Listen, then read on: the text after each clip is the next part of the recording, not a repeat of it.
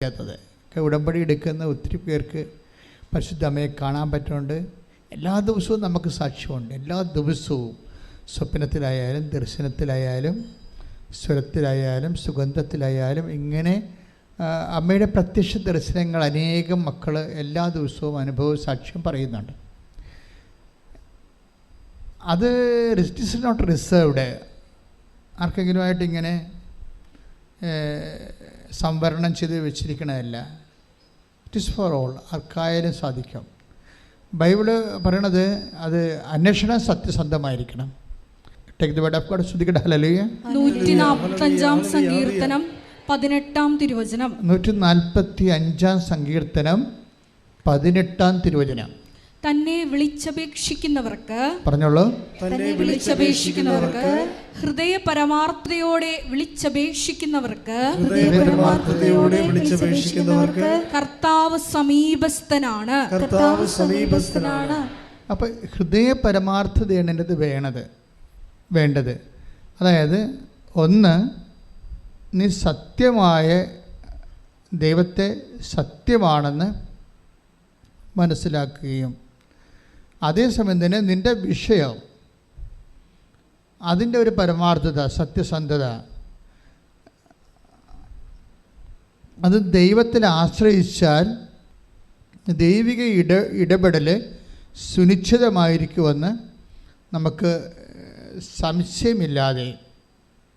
നമുക്ക് ഈ പരമാർത്ഥതയ്ക്ക് കളങ്കം ചാർത്തുന്നത് പലപ്പോഴും സംശയമാണ്. അങ്ങനെ കർത്താവ് പറയും സംശയമില്ലാതെ. Take the word of God. സംശയിക്കാതെ, ഉള്ളിൽ സംശയിക്കാതെ. ശ്രുതികട്ടെ. ഹല്ലേലൂയ.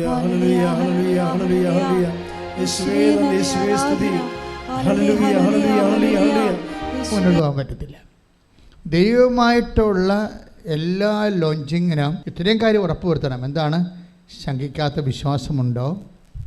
പിന്നെന്താ വേണ്ടത്? ഉറപ്പുവരുത്തേണ്ടത് ലവ് ലെവല്, ദൈവത്തോടുള്ള സ്നേഹത്തിൻ്റെ നിലവാരം. അത് it is very serious thing. വിശ്വാസം ഉണ്ടായാലും സ്നേഹമില്ലെങ്കിൽ വർക്കൗട്ട് ചെയ്യത്തില്ല. പ്രത്യേകിച്ച് ഉടമ്പടി സ്നേഹത്തിൻ്റെ ബന്ധമാണ്. ദൈവസ്നേഹമില്ലാത്ത ഒരു മനുഷ്യന് ഉടമ്പടി ക്രാക്ക് ചെയ്യത്തില്ല. അതിൻ്റെ കാരണം എന്ന് വെച്ച് കഴിഞ്ഞാൽ, നിങ്ങൾക്ക് ചിലർക്ക് ഉണ്ടാകുന്ന വിഷയം ദൈവസ്നേഹമല്ല, വസ്തുസ്നേഹമാണ്. വിഷയസ്നേഹം എന്ന് വെച്ചാൽ നിങ്ങളുടെ വിഷയത്തോടാണ് നിങ്ങൾക്ക് സ്നേഹം, ദൈവത്തോട് സ്നേഹമില്ല. അത് ഉറപ്പല്ലേ? അതുകൊണ്ടാണ് സാക്ഷ്യം പറയാൻ പറ്റാതെ വരുന്നത്. നിങ്ങൾക്ക് ഉടമ്പടി എടുക്കുന്ന, എനിക്ക് തോന്നുന്നത് മേ ബി ഒരു പകുതിയോളം ആൾക്കാർക്ക് ദൈവസ്നേഹമില്ല. അവർക്ക് വസ്തുസ്നേഹമോ വിഷയസ്നേഹമോ ആണുള്ളത്. വസ്തു എന്ന് വെച്ചാൽ നിങ്ങളുടെ പ്രാർത്ഥനയുടെ വിഷയത്തെക്കുറിച്ച് ഭയങ്കര സ്നേഹമാണ്. ദൈവത്തെ സ്നേഹിക്കേണ്ട കുറേ കാര്യങ്ങൾ ഉടമ്പടിയിലുണ്ട്. അതിലൊന്നാണ് പ്രേക്ഷിത പ്രവർത്തനം, കർത്താവിനെ അറിയാത്തവരെ അറിയിക്കുന്നത്. ആ ചുമ്മാ ഇങ്ങനെ സിനിമാക്കാർ നോട്ടീസ് കൊടുക്കാൻ പറ്റത്തില്ല. പ്രാർത്ഥിച്ചേ കൊടുക്കാൻ പറ്റത്തുള്ളൂ. മനസ്സിനുള്ളിൽ ആഗ്രഹം ഉണ്ടാകണം. കർത്താവെ, ഞാൻ അറിഞ്ഞതുപോലെ എന്നെ ഞാൻ വഴി അങ്ങേ ജനങ്ങൾ അറിയാൻ ഇടയാക്കണമേ. അല്ലാതെ നിങ്ങളെ പേടിച്ചും ചമ്മയും അടപ്പ് തെറിച്ചും ഒക്കെയാണ് കൊടുക്കണത്. വല്ലവരും കാണുക, ആളുകളെല്ലാം ചോദിക്കുക, അവരോട് ചോദിച്ചാൽ ഞാൻ എന്ത് പറയും, മറ്റൊരു കളിയാക്കുമോ, ഇങ്ങനെ കുറേ മനോരോഗികളായിട്ടാണ് ചില ആൾക്കാർ പത്രം കൊടുക്കുന്നത്. പത്രം കൊടുക്കുന്നതിൽ ഒരു 20% പേരും കൊടുക്കുന്നത് ഈ ഭ്രാന്തികളെ പോലെയും ഭ്രാന്തന്മാരെ പോലെയുമാണ്. എന്നുവെച്ചാൽ അവരുടെ കറക്റ്റ് സ്റ്റേച്ചറല്ല കാണിക്കണത്, അവരുടെ നോർമലല്ല കാണിക്കണത്. ചമ്മലി അകത്ത് വെച്ചും കാണാതെയും ആൾക്കാർ അങ്ങോട്ടും ഇങ്ങോട്ടും നോക്കിയും ഒരു തരം മാഡായിട്ടുള്ള ആൾക്കാരെ പോലെയാണ്. അപ്പം തന്നെ ദൈവത്തിന് അറിയാം ഇതെങ്ങനെ കൊടുത്തൊപ്പിച്ച് കടമ നിർവഹിക്കുകയാണ്, ദൈവസ്നേഹമല്ലെന്നറിയാം. ദൈവസ്നേഹമുള്ളവരെ അത് വെച്ച് പ്രാർത്ഥിക്കും. പത്രം വെച്ച് പ്രാർത്ഥിക്കും. കർത്താവേ, ഞാനൊരു പത്രമാണ് കൊടുക്കുന്നത്, കീറിപ്പോകാതെ 10 മനുഷ്യരിത് വായിക്കണം, നിന്നെ അറിയണം, ഞാൻ അറിഞ്ഞ പോലെ അവരും നിന്നെ അനുഭവിക്കാൻ ഇടയാക്കണം. അപ്പോൾ എന്നൊക്കെ പറഞ്ഞ് അപ്പം ദൈവത്തിന് തോന്നും നിങ്ങൾക്ക് ദൈവസ്നേഹമുണ്ടെന്ന് പറഞ്ഞു. ദൈവസ്നേഹം ഇല്ലാതെ ഇത് വർക്കൗട്ട് ചെയ്യത്തില്ല. കാര്യം ഇത് സ്നേഹത്തിൻ്റെ ബയലാറ്ററൽ റിലേഷനാണ് ഉടമ്പടി എന്ന് പറയുന്നത്. സ്നേഹിക്കാത്ത ഒരാൾക്ക് ഉടമ്പടി ചെയ്യാൻ പറ്റത്തില്ല. നമ്മുടെ ലോകത്തിൻ്റെ ഉടമ്പടിയിൽ സ്നേഹം വേണമെന്ന് നിർബന്ധമില്ല, വിശ്വാസം മതി. ലോകത്തിൻ്റെ ഉടമ്പടിയിൽ വിശ്വാസം മതി. പിന്നെ ഉടമ്പടി നിറവേറ്റിയില്ലെങ്കിൽ നിറവേറ്റാനുള്ള നിയമവ്യവസ്ഥ ഉണ്ടായാൽ മതി, പോലീസ് കോടതിയൊക്കെ ഉണ്ടായാൽ മതി. പക്ഷേ അങ്ങനെ ഈ ദൈവമായിട്ടുള്ള ഉടമ്പടിയിൽ പോലീസും കോടതിയൊന്നുമില്ല. ദൈവത്തോടുള്ള സ്നേഹമാണ് അവിടെ ഉള്ളത്. പ്രാർത്ഥിക്കുക. കർത്താവായ ദൈവമേ, ദൈവസ്നേഹത്തോടെ ഉടമ്പടിയിൽ ജീവിക്കാൻ എനിക്ക് പ്രത്യേക അഭിഷേകം തരണമേ. അമ്മേ പരിശുദ്ധമ്മേ, ഉടമ്പടിയുടെ മാതാവേ, എൻ്റെ കുടുംബത്തിന് വേണ്ടി മധ്യസ്ഥം വഹിക്കണമേ. ഫസ്റ്റ് ഒരാളിന് ദൈവസ്നേഹമുണ്ടെങ്കിൽ പെട്ടെന്ന് അയാൾക്ക് തോന്നുന്നത് അയോഗ്യതയാണ്. അനുതാപം സ്നേഹത്തിൻ്റെ ഫ്രൂട്ട്സാണ്. നിങ്ങളുടെ ജീവിതത്തിൽ ദൈവത്തോട് എൻ്റെ മുമ്പിൽ ദൈവത്തോട് ഇൻട്രാക്ട് ചെയ്ത് സഹിത്വം ചേർന്ന് ജീവിക്കാൻ നിങ്ങൾക്ക് കൊതിയുണ്ടെങ്കിലാണ് ദൈവസ്നേഹം എന്ന് പറയണത്. ആ ദൈവസ്നേഹം ഉള്ളവർക്ക് ഓട്ടോമാറ്റിക്കായിട്ട് എന്ത് വരും? അനുതാപം ഉണ്ടാകും. സ്നേഹത്തിൻ്റെ ഫ്രൂട്ട്സാണ്. അപ്പം അനുതാപം ഉണ്ടോ? അനുതാപം എന്ന് പറഞ്ഞാൽ എന്താ? ഇപ്പോൾ നിലവിലുള്ള ചിന്താഗതികൾ, മനസ്ഥിതികൾ, പെരുമാറ്റം അത് സുവിശേഷ വിഹിതമല്ലെങ്കിൽ, ദൈവത്തിൽ നിരക്കാത്തതാണെങ്കിൽ അത് മാറ്റാൻ വേണ്ടിയാണ്. ആ മാറ്റുമ്പോഴാണ് കറക്റ്റ് അനുതാപമായിട്ട് അത് വർക്ക് ചെയ്യണത്. അനുതാപം ഇങ്ങനെ മനസ്സിൽ തോന്നിയതുകൊണ്ട് കാര്യമില്ല. ഞാൻ ദൈവത്തിൽ നിരക്കാത്ത റിലേഷനിലാണ് എന്ന് പറഞ്ഞാൽ അനുതാപം ആകത്തില്ല. ഞാൻ ദൈവത്തിൽ നിരക്കാത്ത കച്ചവടം ചെയ്തുകൊണ്ട് അപ്പോൾ അനുതാപം ആകത്തില്ല. അനുതാപമാണത് വെൻ അത് ബ്രേക്ക് ചെയ്യുമ്പോഴാണ് സത്യസന്ധമായ ഈ പരമാർത്ഥതയോടെ ദൈവത്തെ തേടണമെന്ന് പറയണത്. പരമാർത്ഥതയോടെ. ഇപ്പം നീ ചെയിൻ സ്മോക്കറാണ്, അല്ലെങ്കിൽ നീ ഇങ്ങനെ ഈ എന്താണ് ഏതാണ്ടൊരു സാധനം വെക്കുമല്ലേ, MDMA മാതാവ് വേറെ ഡിഗ്രിയാണെന്ന് തോന്നണം. അപ്പം അങ്ങനെ ഒരു വ്യക്തിയാണെന്ന് വിചാരിച്ചു. അല്ലെങ്കിൽ എന്തെങ്കിലും തരത്തിൽ സ്വാഭാവികമായ സന്തോഷങ്ങളെക്കാൾ എക്സ്ട്രാ ആയിട്ട് സന്തോഷം, വഴിവിട്ട സന്തോഷം അനുഭവിക്കുന്ന ആളാണ് എന്ന് വിചാരിച്ചു. അപ്പം നമുക്കറിയാം, നാളെ നമ്മളെ ദുഃഖിപ്പിക്കുന്ന എല്ലാ സുഖങ്ങളും പാപമാണ്. നാളെ ദുഃഖിപ്പിക്കരുത്, അതാണത്. ഇതെങ്ങനെ തിരിച്ചറിയണം അങ്ങനെയാണ്. അപ്പം അതുകൊണ്ട് സ്വാഭാവികമായിട്ട് അതിൽ നിന്ന് പൂർണ്ണമായിട്ടും വിട്ട് ഒഴിയണം. ഇപ്പം നിങ്ങൾ ടൈം പാസിന് വേണ്ടി മനുഷ്യ പങ്കാളികളെയൊക്കെ ചുമ്മാ ഫോണൊക്കെ ചെയ്യുകയും ചിലപ്പോൾ മെസ്സേജ് വിളിക്കുകയും കാര്യമൊന്നുമില്ലെന്ന് നിങ്ങൾക്കും അറിയാം, അവർക്കും അറിയാം. പക്ഷേ ഇങ്ങനെ വേസ്റ്റ് ആയിട്ടുള്ള സംഭവങ്ങൾ, റിലേഷൻസ്, അപ്പം ഇതൊക്കെ എന്താ സംഭവിക്കുന്നത്? നിങ്ങളുടെ ഫാക്കൽറ്റിയെ ബ്ലോക്ക് ചെയ്യും. നിങ്ങൾ എന്തിനെക്കുറിച്ചാണ് സംസാരിക്കുന്നത്, എപ്പോഴും എന്തിനെക്കുറിച്ചാണ് ഓർക്കുന്നത്, അത് നിങ്ങളുടെ അവസ്ഥയാണ്. എപ്പോഴും എന്തിനെക്കുറിച്ചാണ് ഓർക്കുന്നത്, ആരെക്കുറിച്ചാണ് ഓർക്കുന്നത്, എന്തിനെക്കുറിച്ചാണ് ഓർക്കുന്നത്, നിങ്ങളുടെ ടൈം ആരാണ് കൺസ്യൂം ചെയ്യണത്? ദൈവമാണോ അതോ നിങ്ങൾക്ക് അർഹതയില്ലാത്ത ഒരവകാശമില്ലാത്ത വ്യക്തികളാണോ? അതെല്ലാം നിങ്ങളൊന്ന് ഇൻട്രോസ്പെക്റ്റ് ചെയ്യണം. അപ്പോൾ അങ്ങനെ വരുമ്പോൾ നമുക്ക് കറക്റ്റ് ഉടമ്പടി വഴികളിലേക്ക് പതുക്കെ വരാൻ പറ്റും. ഇത് നിങ്ങൾ ദൈവസ്നേഹം നിറയുമ്പോൾ ഓട്ടോമാറ്റിക്കായിട്ട് നമ്മൾ ബലം പ്രയോഗിച്ചൊന്നും വരേണ്ട കാര്യമില്ല. നിങ്ങൾ ആദ്യം ചെയ്യേണ്ടത് ദൈവസ്നേഹം നിറയാൻ പ്രാർത്ഥിച്ചാൽ മതി. അത് നിങ്ങൾ ഇപ്പോൾ ഉടമ്പടി കുറേ സ്നേഹത്തിൻ്റെ പ്രയോഗങ്ങളുണ്ടല്ലോ. ഉടമ്പടി എന്ന് വെച്ച് കഴിഞ്ഞാൽ നല്ല റിച്ച് പ്രയോഗങ്ങളുള്ള സ്ഥലമാണ്. ഇപ്പോൾ എല്ലാ തരത്തിലും, അതായത് സാധാരണ വിശ്വാസം, പ്രാർത്ഥന, വിശ്വാസം, പ്രഖ്യാപനം, വിശ്വാസം, പ്രയോഗം, വിശ്വാസം. അപ്പം അങ്ങനെ വിശ്വാസത്തിൻ്റെ പ്രയോഗങ്ങളിൽ ഏറ്റവും ശക്തമായത് നിൽക്കുന്നത് ഉടമ്പടിയിലാണ് പ്രയോഗങ്ങളുള്ളത്. അപ്പം അത് ശരിക്കും നമ്മൾ അതിൻ്റെ സിസ്റ്റം നോക്കിയിട്ട് അവധാനതയോടുകൂടി ഉടമ്പടിയെ സമീപിച്ചാൽ നല്ല ടൈം ഷോർട്ടറിങ് സംഭവിക്കും. Time shortening. നിങ്ങൾക്ക് ഉടമ്പടി ലാഗ് ചെയ്യുമ്പോൾ ഇപ്പോൾ എന്നെ വന്ന് കാണുന്ന ആൾക്കാരൊക്കെ പറയത്തില്ല, ഉടമ്പടി 2 പുതുക്കി. ഞാൻ നോക്കണത് നിങ്ങളുടെ മച്യൂരിറ്റി സ്റ്റേജാണ് നോക്കണത്. ഇപ്പം നിങ്ങളുടെ വിഷയം ആയില്ലെന്ന് പറയുമ്പോൾ ഞാൻ ഉടമ്പടിയിൽ ആ ചീട്ട് എഴുതിയിട്ടുണ്ടാവും, ഉടമ്പടി 2 പുതുക്കി 3 പുതുക്കി. അപ്പം ഉടമ്പടി 2 പുതുക്കിയ ആൾക്കാർക്ക് ഈ വിഷയം നടന്നില്ലെങ്കിൽ ഈ വ്യക്തി പൊട്ട വ്യക്തിയാണെന്ന് അതുകൊണ്ട് എനിക്ക് മനസ്സിലാക്കാൻ പറ്റും. പിന്നെ ചില ആൾക്കാരോട് ഞാൻ സംസാരിക്കത്തില്ല, അതിൻ്റെ കാര്യം സംസാരിക്കേണ്ട കാര്യമില്ലാത്തത് കൊണ്ടാണ്. അവരോട് സംസാരിച്ചിട്ട് കാര്യം അവർ കാര്യത്തിന് വേണ്ടി മാത്രം ഉടമ്പടി എടുത്തിരിക്കുന്നതാണ്, കാര്യത്തിന് വേണ്ടി മാത്രം, അല്ലാതെ ദൈവവുമായിട്ട് ഒരു ബന്ധവുമില്ല.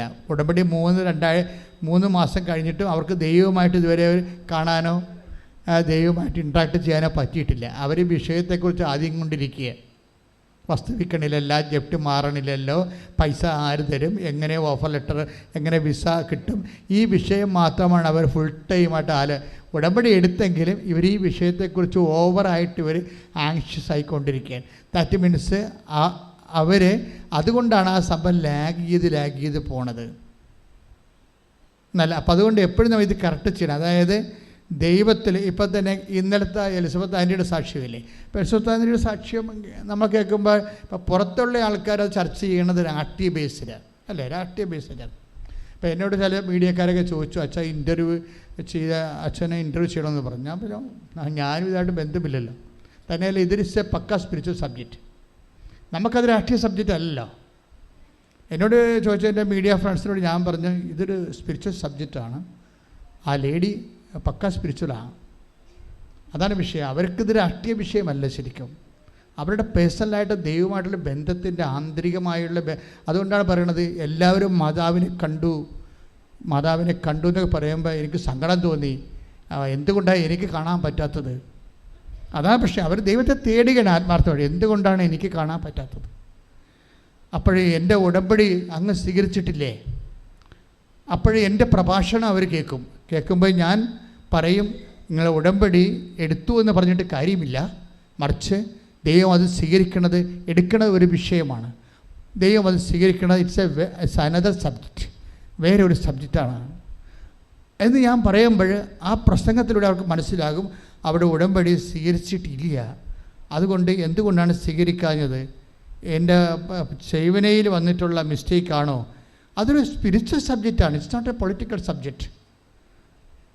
അപ്പോഴേ അവരത് ദൈവത്തോട് കണ്ണീരോടെ വിശ്വസിച്ച് ദൈവത്തോട് കണ്ണീരോട് ചോദിക്കും എൻ്റെ ഉടമ്പടി എന്തുകൊണ്ടാണ് അങ്ങ് സ്വീകരിക്കാത്തത്. അപ്പോൾ അവർ വിസ്പർ ചെയ്യും, അതായത് വിസ്പർ ചെയ്യും. It is not a fabric story. നമുക്ക് കാര്യം വിസ്പർ ചെയ്യണം എനിക്ക് അനുഭവപ്പെട്ടിട്ടുണ്ട് പലപ്പോഴും. ദൈവം ഇങ്ങനെ മന്ത്രിക്കാം. കഴിഞ്ഞ മാസം കഴിഞ്ഞ ആഴ്ച ഞാനിവിടെ കുരിശ് രൂപത്തിൻ്റെ അടുത്ത് വന്നപ്പോൾ കർത്താവ് കുരിശിൽ മുത്താൻ പോയപ്പോൾ പുറപ്പാട് 33:7 എന്ന് എഴുതി കാണിച്ചു. നമ്മൾ ഈ ദൈവത്തോട് ഒപ്പം സഞ്ചരിക്കുമ്പോൾ മനുഷ്യന്മാരെപ്പോലെ നമുക്ക് പലർക്കും മനുഷ്യന്മാരുടെ ഇടപെടെ പരിചയമുള്ളൂ. ദൈവത്തോട് ഇടപെട്ട് കഴിയുമ്പോൾ എന്ത് വിദ്യേനയും ദൈവം കൺവേ ചെയ്തിരിക്കും. അതിൻ്റെ നോ കമ്മ്യൂണിക്കേഷൻ ഗ്യാപ്പ് ഒന്നും ഇല്ല എൻ്റെ അകത്ത്. എന്ത് വിധം ഡ്രീമെങ്കിൽ ഡ്രീം, ദർശനമെങ്കിൽ ദർശനം, അത് സ്വരമെങ്കിൽ സ്വരം, സുഗന്ധമെങ്കിൽ സുഗന്ധം, കമ്മ്യൂണിക്കേറ്റ്. അപ്പോൾ മന്ത്രിച്ചെന്ന് പറയുമ്പോൾ നമുക്കറിയാം എന്താ പറഞ്ഞു. അവർ മന്ത്രിച്ച് എന്താണ് ചെവി പറഞ്ഞു കൊടുത്തത്, ദൈവം പറഞ്ഞു കൊടുത്തത് 2 സാമുവൽ 23:5. അപ്പോൾ അത് ദൈവം പറഞ്ഞു കൊടുക്കണതാണത്. ആർക്കും കിട്ടും. ദൈവത്തെ ആത്മാർത്ഥമായിട്ട് തേടിക്കഴിഞ്ഞാൽ ആരോടും സംസാരിക്കും ദൈവം. സത്യസന്ധമായിരിക്കണം. അതുകൊണ്ടാണ് ഞാൻ പറഞ്ഞത് നിങ്ങളുടെ വിഷയത്തിനാണ് പ്രാധാന്യം എടുത്ത് കൊടുത്ത് ഇപ്പോഴും നിങ്ങൾ ജീവിക്കണമെങ്കിൽ ഈ ജന്മത്തെ ദൈവം നിങ്ങളോട് സംസാരിക്കത്തില്ല. It is clear. നിങ്ങൾ ഇപ്പം തന്നെ തീരുമാനിക്കണം, പ്രാർത്ഥിക്കുക, കർത്താവായ ദൈവമേ എൻ്റെ വിഷയത്തെക്കാളുപരി അങ്ങേക്ക് പ്രാധാന്യം കൊടുത്തുകൊണ്ട് എൻ്റെ ജീവിതം പുനർക്രമീകരിക്കുവാൻ എന്നെ അഭിഷേകം ചെയ്യണമേ.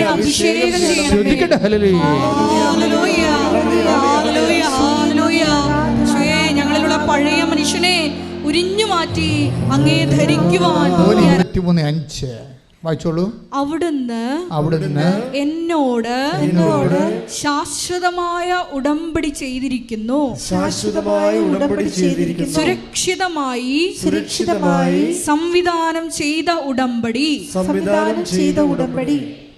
അവിടുന്ന് എന്റെ രക്ഷയും അഭിലാഷവും സാധിച്ചു തരും.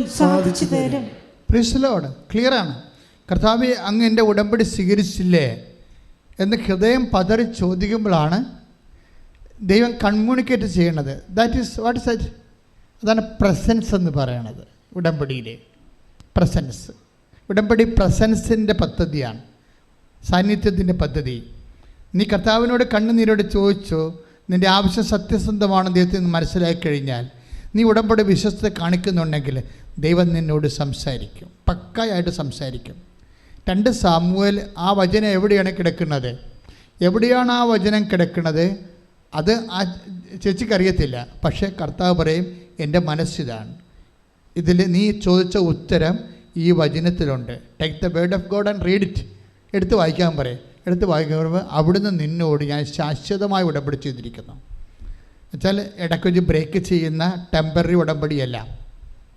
ദൈവം ഇങ്ങോട്ട് ചെയ്യുന്നതെല്ലാം നമുക്ക് ദൈവത്തോട് ടെമ്പററി ഉടമ്പടിക്ക് സാധ്യതയില്ല. കാര്യം ദൈവത്തിൻ്റെ എൻഡിട്ട് ആദ്യവും അന്ത്യമില്ലാത്തത് കാരണം നമുക്ക് ദൈവത്തോട് ഒരു ടെമ്പററി ഇൻറ്റേറിയം താൽക്കാലികമായിട്ടൊരു ഉടമ്പടിക്ക് സാധ്യതയില്ല. നമുക്ക് അവിടെയാണ് അബദ്ധം പറ്റിയിരിക്കുന്നത്. എന്താ കാര്യം വെച്ച് കഴിഞ്ഞാൽ, ദൈവത്തോട് നമുക്കൊരു വ്യക്തിക്ക് ടെമ്പററി ഉടമ്പടി സാധ്യമല്ല. കാര്യം ദൈവം നിത്യനായതുകൊണ്ട്. അപ്പം അതുകൊണ്ട് തന്നെ ഉടമ്പടി കാലം കഴിഞ്ഞു എന്നും പറഞ്ഞ് കള്ളു കുടിക്കാൻ പറ്റത്തില്ല. അപ്പം കാര്യം എന്ന് വെച്ചാൽ, ഉടമ്പടിക്കാലം കഴിഞ്ഞു പോകണമെന്ന് പറഞ്ഞിട്ടുണ്ടേ, എൻ്റെ ഉടമ്പടിക്കാലം കഴിഞ്ഞു, 90 ദിവസം കഴിഞ്ഞു എന്നും പറഞ്ഞ് നിങ്ങൾക്ക് അഭ്യാസത്തിന് പോകാൻ പറ്റത്തില്ല.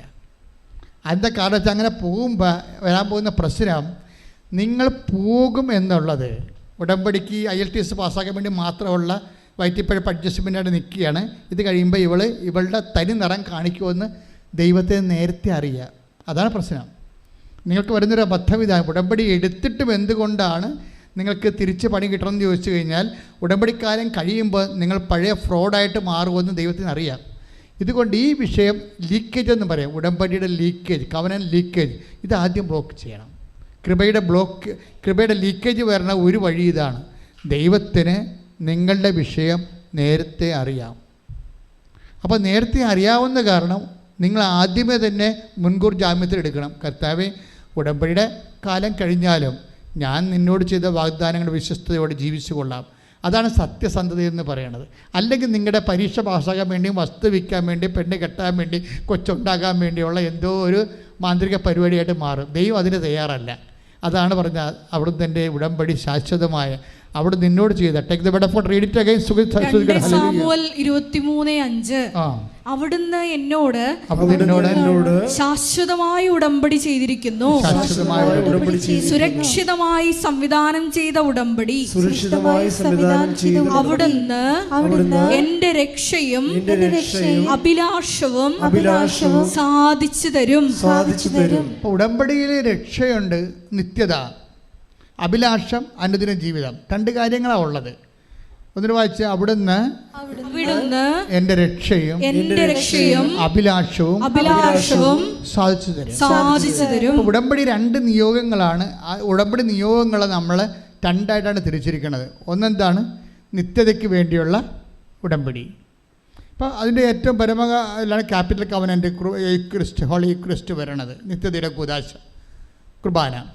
അപ്പോൾ അവിടുത്തെ ഇതിൻ്റെ രക്ഷയും പിന്നെന്താണ്? അഭിലാഷം. അഭിലാഷം എന്ന് പറഞ്ഞാൽ എന്താണ്? ജീവിത അഭിലാഷങ്ങളാണ്. അതിൻ്റെ ജോലിയുണ്ട്, വീടുണ്ട്, വിവാഹമുണ്ട്, കുഞ്ഞുങ്ങളുണ്ട്, സ്ഥലമുണ്ട്, അനുദിന ജീവിതത്തിൻ്റെ ആവശ്യങ്ങളുണ്ട്. ഉടമ്പടിയിൽ എന്തൊക്കെയാണുള്ളത്? ഒന്ന് രക്ഷ, നിത്യജീവിതത്തിൻ്റെ ആവശ്യങ്ങൾ. രണ്ടാമത് അഭിലാഷം, അനുദിന ജീവിതത്തിൻ്റെ ആവശ്യങ്ങൾ. ഇതെല്ലാം ഒറ്റ പാക്കേജിലാണ്. എന്തിനാണ്? ഉടമ്പടി എന്ന ഒറ്റ പാക്കേജിൽ പ്രാർത്ഥിക്കുക, കർത്താവായ ദൈവമേ, കർത്താവായ ദൈവമേ, എൻ്റെ രക്ഷയും എൻ്റെ രക്ഷയും എൻ്റെ അഭിലാഷവും സാധിച്ചു തരുന്ന ഉടമ്പടിയുടെ ഭാഗമായതിലെ ഞാൻ സന്തോഷിക്കുന്നു. അതേ കൃപയിലെ നിലനിന്ന് പോകാൻ എന്നെ അഭിഷേകം ചെയ്യണമേ. അഭിലാഷം എന്ന് പറയുന്നത് ജീവിതത്തെ സംബന്ധിക്കുന്നതുമാണ്. ജീവൻ്റെ നിലനിൽപ്പാണ് ജീവിതം. ഐഹിക ജീവിതത്തിൻ്റെ ഭൗതിക നിലനിൽപ്പ്, ഐഹിക ജീവിതത്തിൻ്റെ ജീവൻ്റെ ഐഹിക നിലനിൽപ്പും ഭൗതികമായിട്ടുള്ള അതിൻ്റെ മെയിൻ്റനൻസുമാണ് ജീവിതമെന്ന് പറയണത്. ഇതിന് വേണ്ടത് അഭിലാഷങ്ങളാണ്, ആഗ്രഹങ്ങൾ. ഓരോ കാര്യങ്ങൾക്ക് നമുക്ക് ആഗ്രഹങ്ങളുണ്ട്. അതായത് ഫിസിക്കാലിറ്റി മെയിൻറ്റെയിൻ ചെയ്യാനുള്ള ആഗ്രഹങ്ങളാണ് ഫിസിക്കൽ ഫേവേഴ്സ്. അതിന് നമ്മൾ ബ്ലെസ്സിങ്സ് എന്ന് പറയും, അതിന് മലയാളത്തിൽ നമ്മൾ അനുഗ്രഹങ്ങളെന്ന് പറയും. ജീവൻ്റെ കാര്യങ്ങൾക്ക് വേണ്ടത് കൃപയാണ്. ജീവന് കൃപയും ജീവിതത്തിന് ബ്ലെസ്സിങ്സുമാണ്. മാറിപ്പോരുത്. ആധ്യാത്മിക ശാസ്ത്രം കൃത്യമായിട്ട് നമ്മൾ ഫോക്കസ് ചെയ്യണം. ജീവന് വേണ്ടത് കൃപ, അതിന് ശക്തി. അപ്പോൾ ഈ ജീവന് പരിപോഷണം കിട്ടാനും ജീവിതത്തിന് പരിപോഷണം കിട്ടാനും മെത്തേഡ് വ്യത്യാസമാണ്. 2 തരം മെത്തേഡാണ്. ജീവിതത്തിൻ്റെ സിമ്പിളാണ്, അവൻ പറയണ പോലെ ചെയ്താൽ മതി. പക്ഷേ അതിൻ്റെ അകത്തെല്ലാം ലൈറ്റ് വേർഡ് ഓഫ് ഗോഡേ ഉണ്ടാകത്തുള്ളൂ. പറഞ്ഞ മനസ്സിലായില്ലേ? ജീവിതത്തിൻ്റെ അകത്ത് ജീവനെ പരിപോഷിപ്പിക്കാൻ വേണ്ടിയുള്ളത് ആ രക്ഷയുമായിട്ട് ബന്ധപ്പെട്ടതാണ്, ആത്മാവുമായിട്ട് ബന്ധപ്പെട്ടതാണ്. അത് കഠിനമായ വേർഡ് ഓഫ് ഗോഡാണ് ഉള്ളത്. വേർഡ് ഓഫ് ഗോഡ് തന്നെ 2 എണ്ണം ഉണ്ട്. എന്തൊക്കെയുണ്ട്? ദൈവവചനങ്ങൾ 2 ജാതിയുണ്ട്. എന്താണ്? ജീവിതത്തെ പരിപോഷിപ്പിക്കുന്ന, അഭിലാഷങ്ങളെ സാധിക്കുന്ന, നിത്യജീവിതത്തിൻ്റെ സപ്പോർട്ട് ചെയ്യുന്ന ലഘുവചനങ്ങൾ. ആ ഒരു ലഘുവചനങ്ങൾ ജീവിച്ച് പോയാൽ തന്നെ നമ്മുടെ ജോലി, വീട്, വിവാഹം, IELTS, MOH, ഹാദ്, നമ്മുടെ ജീവിത ആരോഗ്യമെല്ലാം സാധിക്കും. ലഘുവചനങ്ങൾ. ചില വചനങ്ങൾ കട്ടിയാകുമ്പോൾ ഓർക്കുക, അത് ജീവനെ പരിപോഷിപ്പിക്കാനുള്ളതാണ്. അത് നിത്യജീവനായിട്ട് ബന്ധപ്പെട്ടതാണ്. അപ്പോൾ ആ വചനങ്ങൾ ക്രാക്ക് ചെയ്യണമെന്നുണ്ടെങ്കിൽ കുറച്ച് എനർജി കൂടുതൽ വേണ്ടി വരും. ഇപ്പോൾ ഉദാഹരണത്തിന് കുർബാനയെക്കുറിച്ച് ഈശോ പറയുമ്പോൾ take the word of God, യോഹന്നാൻ 6:60. യോഹന്നാൻ 6:60. ഇത് കേട്ട് അവൻ്റെ ശിഷ്യരിൽ പലരും പറഞ്ഞു, ഈ വചനം കഠിനമാണ്, ഇത് ശ്രവിക്കാൻ ആർക്ക് കഴിയും? മനസ്സിലാക്കാൻ പോലും കഴിയത്തില്ലെന്ന്. അത് പറഞ്ഞ് യോഹന്നാൻ 6:60 എന്താ പറയണത്? ഏറ്റു പറഞ്ഞ് ഈ വചനം കഠിനമാണ്, ഇത് ശ്രവിക്കാൻ ആർക്ക് കഴിയും? അതായത് ഇത് കേൾക്കാൻ പോലും കഴിയത്തില്ലെന്ന്. ആ വചനങ്ങളാണ് കഠിന വചനങ്ങൾ. എന്താണ് കേൾക്കാൻ പോലും മനസ്സിലാക്കാത്ത വചനങ്ങൾ? അത് ജീവൻ്റെ വചനങ്ങളാണ്. എന്തിനു വേണ്ടിയുള്ള വചനങ്ങളാണ്? കഫർനാമിൽ വെച്ച് ഈശോ സംസാരിച്ച സിനഗോഗിൽ വെച്ച്. ഞാൻ ആ സിനഗോഗിൽ പോയിട്ടുണ്ട്. ഞാൻ ആ സിനഗോഗിൽ പോകുമ്പോൾ ഇന്നും എനിക്ക് അഭിമാനമുണ്ട്. കർത്താവ് കൃപാനെക്കുറിച്ച് പറഞ്ഞ സ്ഥലമാണെന്ന് എനിക്കറിയാമായിരുന്നു. അപ്പോൾ ആ കഫർനാം സിനഗോഗിൻ്റെ ഇന്നത്തെ അവസ്ഥ, അവിടെ അതൊരു ടൂറിസ്റ്റ് ലാൻഡാണ്. അവിടെ ഇപ്പോൾ വീട് താമസങ്ങളൊന്നുമില്ല. ഗലീയ കടലിൻ്റെ വടക്ക് പടിഞ്ഞാറ് വശത്ത് ഉള്ള വീടാണ് കഫർനാം സിനഗോഗ്. ആ സിനഗോഗിൻ്റെ ഫ്രണ്ടിലാണ് പത്തോസിൻ്റെ വീടുള്ളത്. അതൊക്കെ ഇപ്പോഴും ഉള്ളതാണ് അതൊക്കെ. അപ്പോൾ ഈ സിനഗോഗിൽ ചെന്നപ്പോൾ എനിക്കാണെങ്കിൽ ഉള്ള കുഴപ്പം, എനിക്ക് വെയിൽ കൊള്ളാൻ പാടില്ല. ഞാനെപ്പോഴും തൊപ്പി വെച്ച് നടക്കത്തുള്ളൂ. ചെറിയ മഴ കൊള്ളാൻ പോലും പാടില്ല. പക്ഷേ എനിക്ക് അവിടെ ചെല്ലുമ്പോൾ ഈ കഫർനാം സിനഗോഗിൻ്റെ ഇപ്പോഴേ ഈ ഭിത്തികൾ മാത്രമേ ഉള്ളൂ. കുറേ വർഷം പഴക്കമുള്ള ആ സിനഗോഗ് അവിടെ താഴെ ഭൂമി തുരന്ന് വെച്ചിട്ടുണ്ട് ആർക്കിയോളജിക്കാരെ. അപ്പോൾ അതിൻ്റെ ആദ്യകാലങ്ങളുണ്ടായിരുന്ന സിനഗോഗിൻ്റെ പൊടി കല്ലുകൊണ്ട് അതിൻ്റെ ഫൗണ്ടേഷൻ ചെയ്ത് ഉൾപ്പെടെ ഓരോ കാലഘട്ടങ്ങളിൽ അത് പുതുക്കി പണിതതിൻ്റെ സംഭവങ്ങൾ നമുക്ക് കാണാൻ പറ്റും. ഇപ്പോൾ ഉള്ളതിന് തന്നെ ഒരു 10,000 കൊല്ലം പഴക്കമുള്ളതാണ്. പക്ഷേ അതിൻ്റെ മേൽത്തട്ടിയില്ല, മറിച്ച് 4 മൂലക്ക് ഭിത്തിയേ ഉള്ളൂ. അപ്പോൾ നല്ല വെയിൽ വീണിട്ടുണ്ട് അതിൻ്റെ അകത്ത്, നല്ല ചൂടുമാണ്. പക്ഷേ കർത്താവ് സിനഗോഗിൽ നിന്ന് സംസാരിച്ച സ്ഥലം, ഞാൻ ഈ സിനഗോഗിൽ പോകുന്ന കാരണം കഴിഞ്ഞ മാസവും പോയായിരുന്നു. എറണാകുളത്ത് ഒരു പഴയ സിനഗോഗുണ്ട്, അവിടെ പോയായിരുന്നു. യഹൂദന്മാരുടെ പള്ളിയാണ്. അപ്പം ആ സിനഗോഗിൻ്റെ അവിടെ കർത്താവിൽ നിന്ന് സംസാരിക്കുന്ന സ്ഥലം എനിക്കറിയാം. സിനഗോഗിൻ്റെ പുൾപ്പിറ്റുള്ള സ്ഥലം അറിയാം. അപ്പം ഞാൻ അവിടെ ചെന്നിട്ട്, കർത്താവേ, നീ ഇവിടെ നിന്നല്ലേ കുർബാനയെക്കുറിച്ച് സംസാരിച്ചത്? ഞാൻ കുർബാന കൈകാര്യം ചെയ്യുന്ന നിൻ്റെ ദിവരേശത്തിൻ്റെ ഈ കാലഘട്ടത്തിലെ ശുശ്രൂഷകനാണ്, എന്നെ അനുഗ്രഹിക്കണം. ഞാൻ 40 മിനിറ്റ് അവിടെ കിടന്ന് തല എടുത്ത് ആ ചുട്ടുപൊള്ളുന്ന തിണ്ണയിൽ വെച്ചുകൊണ്ട് വെയിലും കൊണ്ട് 40 മിനിറ്റ് കിടന്നവിടെ. എനിക്കറിയാം ആ സ്ഥലം എന്താണെന്ന്. അവിടെ വെച്ചാണ് കർത്താവ് പറഞ്ഞത്, പിതാക്കന്മാർ മരുഭൂമി വെച്ച് മന്ന ഭക്ഷിച്ചു, അവർ മരിച്ചു. അതുപോലെ അല്ല ഈ അപ്പം ഭക്ഷിക്കുന്നവൻ നിത്യം ജീവിക്കാം. ലോകത്തിൻ്റെ ജീവന് വേണ്ടി ഞാൻ നൽകുന്ന അപ്പം എൻ്റെ ശരീരം തന്നെയാണ്. എൻ്റെ ശരീരം യഥാർത്ഥ ഭക്ഷണവും എൻ്റെ രക്തം യഥാർത്ഥ പാനീയവുമാണ്. എൻ്റെ ശരീരം ഭക്ഷിക്കുന്നവൻ എന്നിലും ഞാൻ അവനിലും വസിക്കുന്നു. സജീവനായ പിതാവാണ് എന്നെ അയച്ചത്. അതുപോലെ എന്നെ ഭക്ഷിക്കുന്നവൻ ഞാൻ മൂലം ജീവിക്കും. ജീവൻ്റെ വചനമാണത്. അതാണ് ഈശോ 6:35 തൊട്ട് യോഹന്നാൻ്റെ സുവിശേഷം 6:35 തൊട്ട് 57 വരെ പറയണത്. അതാ കഫർനാം സിനഗോഗിൽ ഞാൻ നെറ്റിവെച്ച് 40 മണിക്കൂർ വെയിലത്ത് കിടന്ന സ്ഥലത്ത് നിന്നാണ് കർത്താവ് പറഞ്ഞത്. പക്ഷെ ആ പറഞ്ഞ് കേട്ടപ്പോൾ അന്നത്തെ ആൾക്കാരെന്താ പറഞ്ഞത്? ഈ വചനം കഠിനമാണ്, ആർക്കിത് മനസ്സിലാക്കാൻ കഴിയും? പക്ഷെ മനസ്സിലാക്കാൻ കഴിയുന്ന ആൾക്കാരുണ്ടായിരുന്നു. അവരോടും കർത്താവ് ചോദിച്ചു, നിങ്ങൾക്ക് മനസ്സിലാക്കാൻ കഴിയുമെന്ന് എനിക്കറിയാം, പക്ഷേ എനിക്ക് ചോദിക്കാൻ നിവൃത്തിയില്ല. Do you also want to go? നിങ്ങൾക്ക് പോകണമെന്നുണ്ടോ? അപ്പോൾ കർത്താവിനോട് അവർ പറഞ്ഞു, ഞങ്ങൾ ആരുടെ പക്കലേക്ക്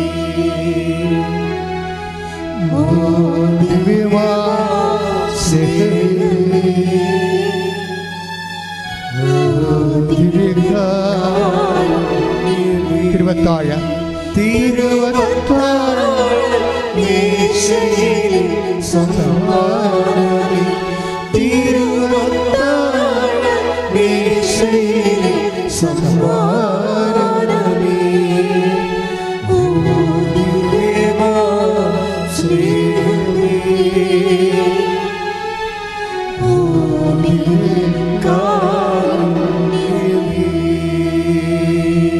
ആർക്കെങ്കിലും സ്നേഹത്തിൻ്റെ ജീവൻ്റെ വചനം കേട്ടപ്പോൾ ഉള്ളിൽ ദൈവസ്നേഹം തോന്നിയെങ്കിൽ അത് തന്നെയാണ് ദൈവസ്നേഹം. അത് നഷ്ടപ്പെടാതെ ആ ദൈവസ്നേഹത്തോടെ നീ ഉടമ്പടി അനുവർത്തിച്ചാൽ മതി. അപ്പോൾ നിൻ്റെ അനുദിന ജീവിതത്തിനും നിത്യജീവിതത്തിനും വേണ്ടിയുള്ള കാര്യങ്ങൾ കർത്താവ് ക്രമീകരിക്കും. ഒരു കാര്യം വ്യക്തമാണ്, നമ്മൾ കഠിനമായ വചനങ്ങൾ നിറവേറ്റാൻ കഴിയുമെന്നോ കഴിഞ്ഞാൽ നിത്യജീവൻ കിട്ടുമെന്നോ ഇതൊരു മാത്തമാറ്റിക്കൽ ചെയ്യേണ്ടതെന്നോ അല്ല ഞാൻ ഉദ്ദേശിക്കുന്നത്. കഠിനമായ പാലിക്കാൻ വേണ്ടി സത്യസന്ധമായ ശ്രമം നമ്മൾ നടത്തിയാൽ നമുക്ക് ജീവൻ്റെ കൃപ, നമ്മുടെ ജീവനെ പരിപോഷിപ്പിക്കാൻ, നിത്യതയിൽ കർത്താവിനെ അനുഭവിക്കാൻ, നിത്യമഹത്വത്തിൻ്റെ അവകാശികളാകാൻ ദൈവം നമ്മളെ സഹായിക്കുമെന്നത് കാര്യം ദൈവം സത്യസന്ധനായതുകൊണ്ട് മനസ്സിലാക്കാം. എന്താണ് കഠിനമായ പദമെന്ന് ചോദിച്ചു കഴിഞ്ഞാൽ, ഇപ്പോൾ ഉദാഹരണത്തിന് മർക്കോസിൻ്റെ മത്തായിയുടെ സുവിശേഷം 5:23 എടുത്ത്. മത്തായി 5:23, നീ ബലിപീഠത്തിൽ കാഴ്ചയർപ്പിക്കുമ്പോൾ പറയുക, നീ ബലിപീഠത്തിൽ കാഴ്ചയർപ്പിക്കുമ്പോൾ നിന്റെ സഹോദരന് നിന്നോട് എന്തെങ്കിലും വിരോധം ഉണ്ടെന്ന് അവിടെ വെച്ച് ഓർത്താൽ കാഴ്ചവസ്തു അവിടെ ബലിപീഠത്തിന് മുമ്പിൽ വെച്ചിട്ട് പോയി സഹോദരനോട് രമ്യതപ്പെടുക, പിന്നെ വന്ന് കാഴ്ചയർപ്പിക്കുക. അപ്പോഴേ ഭിന്നതയിലിരിക്കുന്ന വ്യക്തിജീവിതം ഉടമ്പടിയിൽ നിങ്ങൾ ശ്രദ്ധിക്കേണ്ട കാര്യമാണ്. ഉടമ്പടിയിൽ എടുത്തിട്ടും ഇപ്പോഴും ഭിന്നതയിൽ കഴിയുന്നുണ്ടോ? നീ അങ്ങോട്ട് ഭിന്നിപ്പുണ്ടാക്കണമെന്നല്ല, അവരിങ്ങോട്ട് ഭിന്നിപ്പുണ്ടാക്കിയാൽ മതി. ചിലപ്പോൾ വസ്തു തർക്കമായിരിക്കും, ചിലപ്പോൾ അതുപോലെ അതിർത്തി തർക്കമായിരിക്കും, ചിലപ്പോൾ ഉദ്യോഗത്തിൽ വർക്ക് അറേഞ്ച്മെൻറ്റ് തർക്കമായിരിക്കും. എനിവേ നിൻ്റെ സഹോദരനോട് നിന്നോട് എന്തെങ്കിലും പരിഭവം ഉണ്ടെന്ന് തോന്നിയാൽ, അയാൾക്ക് ഇങ്ങോട്ട് തോന്നിയാൽ മതി, എന്തു ചെയ്യണം? നീ തിരിച്ചു പോയി അയാളുമായി അനുരഞ്ജനപ്പെടണം. അപ്പോൾ നമ്മൾക്ക് പറയാൻ ഒത്തിരി ന്യായമുണ്ട്. അയാളത് മൈൻഡ് ചെയ്യത്തില്ല, അയാൾ ഉൾക്കൊള്ളത്തില്ല, അയാൾ എന്നെ അഭ്യാസം പറഞ്ഞ് ഓടിക്കും. അതൊക്കെ തീർച്ചയായിട്ടും ദൈവത്തിനറിയാം. നീ അങ്ങനെ ഒരു ഉദ്യമം നടത്തിയാൽ തീർച്ചയായിട്ടും നിനക്ക് തിരിച്ചടി കിട്ടുമെന്ന്. അപ്പോൾ തിരിച്ചടി ഭൂമിയിൽ ദൈവത്തിൻ്റെ വചനം പാലിച്ചിട്ടും ഒരു വ്യക്തിക്ക് തിരിച്ചടി കിട്ടിയാൽ അതിന് പ്രതിഫലം കൊടുക്കേണ്ടത് ആരാണ്? ദൈവമാണ്.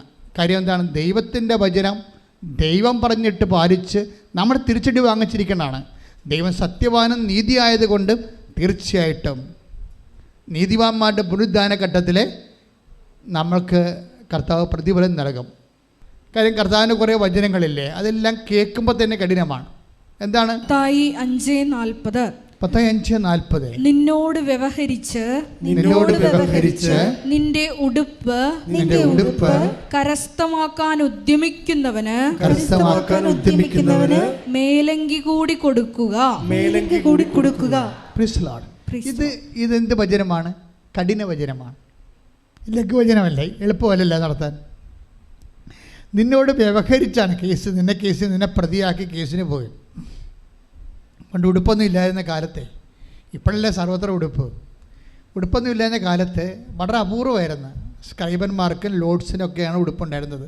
സാധാരണ മനുഷ്യർക്ക് അത്യാവശ്യം മറക്കാനൊക്കെ ഉള്ള ഉടുപ്പൊക്കെ ഉണ്ടായിരുന്നതാണ്. അപ്പോൾ ഒരു ഉടുപ്പിനൊക്കെ ഭയങ്കര വിലയാണ്. അത് നഷ്ടപ്പെട്ട കേസിന് പോകും. അതാണ് നിന്നോട് വ്യവഹരിച്ച് കേസിന് പോയാൽ, നിന്നോട് ചണ്ട കൂടി ഉടുപ്പ് കരസ്ഥമാക്കാൻ നോക്കിയാൽ എന്ത് ചെയ്യണമെന്നാണ് പറയണത്? മേലും കൂടി കൊടുക്കുക. ഇത് എത്ര ശതമാനം ആൾക്കാർക്ക് കൊടുക്കാൻ പറ്റും? ഇക്കണോമിക്കലി സ്പീക്കിംഗ് എത്ര പേർക്ക് കൊടുക്കാൻ പറ്റും? 100 പേര് ഇത്രയും കൃത്യമായിട്ട് ഇതിൻ്റെ നമ്മളോട് ചണ്ട കൂടി ഉടുപ്പ് കരസ്ഥമാക്കുന്നതിന് മേലേക്ക് കൂടി കൊടുത്തിട്ട് പോരാൻ ആർക്ക് പറ്റുമോ? പറ്റത്തില്ല. ദാറ്റ് മീൻസ് ഇതിൻ്റെ അകത്ത് ഞാൻ ഇന്ന് രാവിലെ നിങ്ങളോട് പറഞ്ഞില്ലേ, ഈ സൂര്യൻ എന്ന് പറഞ്ഞ ടാർഗറ്റ് ഇല്ലേ, നിത്യത്തിന് സൂര്യനുണ്ട്, ചന്ദ്രനുണ്ട്, നക്ഷത്രങ്ങളുണ്ട് എന്ന് പറഞ്ഞാൽ എന്താ കാര്യം? നമുക്ക് ലഭിക്കുന്ന കൃപയുടെ ആർജിക്കുന്ന കൃപയുടെ ആനുപാതികമായിട്ടായിരിക്കും. ഇപ്പോൾ വചനം എക്സിക്യൂട്ട് ചെയ്യുമ്പോഴാണ് കൃപ ടാപ്പ് ചെയ്യണത്. ഇതിൻ്റെ നമുക്ക് ലഭിക്കുന്ന കൃപയുടെ ആനുപാതികമായിട്ടായിരിക്കും നമ്മൾ ബ്രാൻഡഡ് ആകണത്, ഗ്രേഡഡ് ആകണത്, നക്ഷത്രമോ ചന്ദ്രനോ സൂര്യനൊക്കെ ആകണത്. കൃപയുടെ കാര്യമാണ് അവിടെ പറയണത്. അപ്പം നമ്മളെ സംബന്ധിച്ചിടത്തോളം നമ്മൾ ഈ വിഷയത്തിൽ ഇപ്പോൾ അതിന് ദൈവം എന്താ ചെയ്യണത്? ഈ നക്ഷത്രമോ ചന്ദ്രനോ ഏത് ബ്രാൻഡഡ് ആയിട്ടുള്ള കൃപയാണ് വേണമെന്നുണ്ടെങ്കിൽ ദൈവം എന്താ ചെയ്യണത്? ദൈവം അതിനുള്ള ടെംപ്റ്റേഷൻസോ ട്രബിൾസോ അതുപോലെ തന്നെ ട്രബിൾസ് അല്ലല്ലോ, നമ്മളുടെ കുറേ പരീക്ഷണങ്ങൾ തരും, ടെസ്റ്റ് തരും. ഈ ടെസ്റ്റാണ് വിഷയീകരിക്കുന്നത്. ഇപ്പം നിൻ്റെ ഉദാഹരണത്തിന് നിൻ്റെ അനുജൻ പ്രശ്നം ഉണ്ടാക്കി അപ്പനെയും അമ്മനെയും കയ്യിലെടുത്ത്, അവസാനം നിനക്കറിയാം അവൻ്റെ സ്വഭാവം. അപ്പനെയും അമ്മനെയും കയ്യിലെടുക്കണത് അവരുടെ ജീവനാവശ്യം അടിച്ചു മാറ്റാൻ വേണ്ടിയാണ്. പിന്നെ ഇവരെ ഇറക്കി വിടുകയുള്ളതെന്നറിയാം. അവസാനം ഈ അപ്പനെയും അമ്മനെയും നീ തന്നെ ചുമക്കണമെന്നുള്ളത് നിനക്കറിയാം. കാര്യം നീ ആ ചേട്ടൻ അനിയൻ തമ്മിൽ എത്ര വർഷമാണ് ജീവിക്കുമ്പോൾ അനിയനെ അറിയാമല്ല. അനിയൻ്റെ സ്വഭാവം എന്താണെന്നല്ല ചേട്ടൻ്റെ സ്വഭാവം അനിയനെ അറിയാം. പക്ഷേ അപ്പനും അമ്മയും ഈ മക്കളെന്ന് പറയുമ്പോൾ അവർക്ക് വേറെ മൈൻഡ് സെറ്റാണ്. ഇളയ മക്കളോടാണെങ്കിൽ ഭയങ്കര സ്നേഹമായിരിക്കും ചെറുക്ക് മൂത്ത മക്കളോടായിരിക്കും സ്നേഹം. അപ്പോൾ ഈ സ്നേഹം കൂടണ കാരണം ഇമ്മയുടെ തട്ടിപ്പൊന്നും ഈ മാതാപിതാക്കന്മാർക്ക് അറിയാൻ പറ്റത്തില്ല. കാണുന്ന പാട്ടൊക്കെ ഒപ്പിട്ട് കൊടുക്കും. മിക്കവാറും അവിടെ കയ്യിൽ തന്നെ ഇരിക്കും. ചെന്ന് ചതിക്കാനുള്ളവൻ ഒപ്പിട്ട് മേടിക്കും. എപ്പോഴായാലും അവരിങ്ങനെ ചതിക്കാനുള്ളവൻ എപ്പോഴും പേനയും പേപ്പറും കൊണ്ട് ഇങ്ങനെ പുറകെ നടക്കും. അപ്പോൾ ഓർക്കുക ചതിക്കാനാണെന്ന്. അതിങ്ങനെ ബുദ്ധിയും ബോധം ഉണ്ടാകണം. മാതാപിതാക്കന്മാർ ആയിട്ട് കാര്യമില്ല. പേനയും പേപ്പറുമായിട്ട് എപ്പോഴും മക്കൾ ഏത് മക്കളാണ് കൂടെ നടക്കുന്നത് അവൻ നിങ്ങളെ ചതിക്കും. 60% ചതിച്ചിട്ടുണ്ട്. വലിയ ലോണൊക്കെ എടുത്താൽ കൊണ്ടേ കുരുക്കി വെക്കും. അവനടക്കത്തില്ല. അവൻ നാട് വിട്ട് പോകും. വേണ്ട അടുത്ത അമ്മേൻ്റെ മസ്കറ്റിൽ പോയിരിക്കും. ഈ കണ്ട് മരത്തിൽ വിളിച്ചാൽ ഫോൺ എടുക്കത്തുമില്ല. അപ്പോഴെന്ത് ഞൊട്ടി ബാങ്കുകാർ കൊണ്ടുപോകണേ പോട്ടെ, കാരണം ബാങ്കുകാരും കൂടി അവൻ ഞൊട്ടിച്ചിട്ടാണ് പോയിരിക്കുന്നത്. അപ്പോൾ എപ്പോഴും അപ്പോൾ ഇതുപോലെ നമുക്കറിയാം. അനിയനോ അല്ലെങ്കിൽ ചേട്ടനോ ചതിക്കാൻ വേണ്ടിയാണ് ചെയ്യണമെന്നറിയാം. അപ്പോഴും നമ്മളെ സംബന്ധിച്ചിടത്തോളം റെഫറൻസ് ബുദ്ധിയല്ല. ഇവൻ ചതിക്കും, അതുകൊണ്ട് നമുക്ക് തീർച്ചയായിട്ടും നമുക്ക് വിവേചനം ഉണ്ടാകണം. പക്ഷേ ഈ കേസ് ചില സമയത്ത് ചില വചനങ്ങൾ ശരി, അവൻ അപ്പനെ നോക്കില്ല അമ്മനെ നോക്കില്ല, അപ്പൻ്റെ അമ്മയുടെ ജീവനാംശം അവൻ അടിച്ചു മാറ്റി അവൻ നാട് വിട്ട് പോയെന്ന് വിചാരിച്ചോ. ഇപ്പോൾ അപ്പനും അമ്മയും നോക്കാൻ ആരുമില്ല. അവരുടെ ജീവനാംശം അവകാശം അനിയൻ അടിച്ചു മാറ്റി അവൻ നാട് വിട്ടും പോയി. ഇപ്പം എന്നാ പറ്റി? അപ്പൻ്റെ അമ്മയും ജീവനാംശം കൊടുക്കാത്ത ആൾ നീ തന്നെ അപ്പനെ അമ്മനെ നോക്കേണ്ടി വന്നു. മനസ്സിലായ? ഈ ഒരു സിറ്റുവേഷൻ എങ്ങനെയാണ് ഒരു വിശ്വാസി കൈകാര്യം ചെയ്യണത്? അത് ഈ വചനം വെച്ചാണ്. എന്താണ്? നിന്നോട് ചണ്ട കൂടി ഉടുപ്പ് കരസ്ഥമാക്കാൻ ഉദ്യമിക്കുന്നവന് മേലെങ്കിൽ കൂടി കൊടുക്കാൻ പറയും. ഈ വചനം എന്താ? കഠിനമാണ്, ലഘുവാണ്? ജീവനാംശം അനുജൻ മേടിച്ചു, പക്ഷെ അപ്പനെയും അമ്മനെ നീ നോക്കേണ്ടി വരും. ഈ വചനം കഠിനമാണ്, ലഘുവാണ്? കഠിനമാണ്. ഈ വചനം നമുക്ക് പാലിക്കാൻ പാടാണ്. പക്ഷെ പാലിച്ചാൽ എന്ത് കിട്ടും? നിത്യജീവൻ. കൈയടിച്ച് കർത്താവിൽ. ലഘുവചനങ്ങൾ, വചനം രണ്ട് വിഭാഗമാണ്. ഒന്ന് ലഘുവചനങ്ങളും കഠിനവചനങ്ങളും. ലഘുവചനങ്ങൾ പാലിച്ചാൽ അവൻ പറയണ പോലെ ചെയ്താണ് ലഘുവചനങ്ങൾ പാലിക്കുക. അവൻ പറയണ പോലെ ചെയ്താണ് കഠിനവചനങ്ങൾ പാലിക്കുക. രണ്ടും ഉടമ്പടിയാണ്. ഒന്നിൻ്റെ അത് നിത്യജീവൻ്റെ ഉടമ്പടി, രണ്ടാമത്തത് അനുദിന ജീവിതത്തിൻ്റെ ഉടമ്പടി. അപ്പം കഠിനവചനങ്ങൾ നിനക്ക് പാലിക്കാൻ പറ്റാത്ത വചനങ്ങൾ നിനക്ക് പ്രോജക്റ്റായിട്ട് വന്നിട്ടുണ്ടോ എന്ന് നോക്കണം. നിനക്ക് പാലിക്കാൻ പറ്റാത്ത വചനങ്ങൾ പ്രോജക്റ്റായിട്ട് വന്നിട്ടുണ്ടോ എന്ന് നോക്കണം. അപ്പോൾ അത് നോക്കുമ്പോൾ എന്ത് ചെയ്യണം? അത് ദൈവസ്നേഹത്തോടെ എടുക്കണം. എന്ത് വശത്തിലാണ്? അതിൽ നിത്യജീവനുണ്ട്. വചനങ്ങളിലാണ് നിത്യജീവൻ വെച്ചിരിക്കുന്നത്, ഇല്ലേ? മത്തായി 5:39. എന്നാൽ ഞാൻ നിങ്ങളോട് പറയുന്നു, ദുഷ്ടനെ എതിർക്കരുത്, വലത് കരണത്തടിക്കുന്നവന് മറ്റേ കരണം കൂടി കാണിച്ചു കൊടുക്കുക. അപ്പം ഇതിനകത്ത് വരുന്ന വിഷയം എന്ന് വെച്ച് കഴിഞ്ഞാൽ ഇതൊന്നും പ്രാക്ടിക്കലായിട്ട് നടക്കാത്ത കാര്യങ്ങളാണ്. പ്രായോഗികമായിട്ട് നടക്കുക, നമ്മൾ വിടുക, നമ്മുടെ മുഖത്തോട്ട് അടിക്കും പാർസൽ കൊടുക്കും. നമ്മൾ സ്വാഭാവികമായിട്ട് ദൈവത്തെ അറിയാം. ഈശോയ്ക്ക് ഇത് അറിയാൻ പാടില്ലാതാണ് എഴുതിയിരിക്കണമെന്നാണ് വിചാരിക്കണത്. ഈശോയ്ക്ക് അറിയാം ഇതൊന്നും നടക്കണ കാര്യമല്ലെന്നറിയാം. എന്താ കാര്യം? ഇത് ITIയുടെ ടെസ്റ്റല്ല, IASന്റെ ടെസ്റ്റാണ്. സൂര്യനിലേക്കുള്ള ടെസ്റ്റാണ്. സൂര്യകൃപ ലഭിക്കാൻ വേണ്ടിയുള്ള ടെസ്റ്റാണിത്. കാര്യം അതിൻ്റെ അതാണ് ഈശോ പറഞ്ഞത്, ജീവനിലേക്ക് പ്രവേശിക്കുന്നവരോ ചുരുക്കം, നാശത്തിലേക്ക് പോകുന്നവരോ വിസ്തൃതം, അനേകം. കണ്ടില്ലേ? ക്ലിയർ അല്ലേ? അപ്പം നമ്മളെ സംബന്ധിച്ചിടത്തോളം ഉടമ്പടിയൊക്കെ വരുമ്പോൾ കഠിന പദങ്ങളെ ക്രാക്ക് ചെയ്യാൻ നോക്കണം. കഠിന പദങ്ങൾ ഈസി പദങ്ങൾ ചെയ്ത് കഴിഞ്ഞാൽ പുട്ടടിക്കാനേ പറ്റത്തുള്ളൂ. കഠിന പദങ്ങൾ ക്രാക്ക് ചെയ്താൽ നിത്യജീവൻ കിട്ടും. ഞാൻ അമ്മയെ നേരെ കണ്ട ആളാണെന്ന് എനിക്കറിയാമല്ലോ. ഇപ്പം നിത്യജീവൻ എന്താണെന്ന് എനിക്കറിയാം. ഞാൻ എല്ലാ കോംപ്രമൈസും ചെയ്യുന്നതിൻ്റെ കാരണം എന്താണ്? ഇത് ഈ ലൈഫിൻ്റെ അപ്പുറത്ത് നമ്മളെ കാത്തിരിക്കുന്ന നിത്യതയുടെ ഒരു വലിയ മഹത്വത്തിൻ്റെ ജീവിതമുണ്ട് ദൈവവുമായിട്ട്. ഈ ജീവിതം നമ്മളിവിടെ എന്നോ നേടിയെന്ന് പറഞ്ഞാലും ഈ ജീവിതം നഷ്ടപ്പെട്ടാൽ പൗലോസ് പറഞ്ഞ പോലെ വരും. എന്താണ്? ഈ ജീവിതത്തിന് വേണ്ടി മാത്രമാണ് നിങ്ങൾ യേശുക്രിസ്തുവിനെ പ്രത്യാശ വെച്ചെങ്കിൽ സകല മനുഷ്യരെക്കാളും നിങ്ങൾ ഹതഭാഗ്യവാന്മാരാണ്. 1 കൊരിന്ത്യർ 15:19 ശ്രദ്ധിക്കട്ടെ. ഹല്ലേലൂയ.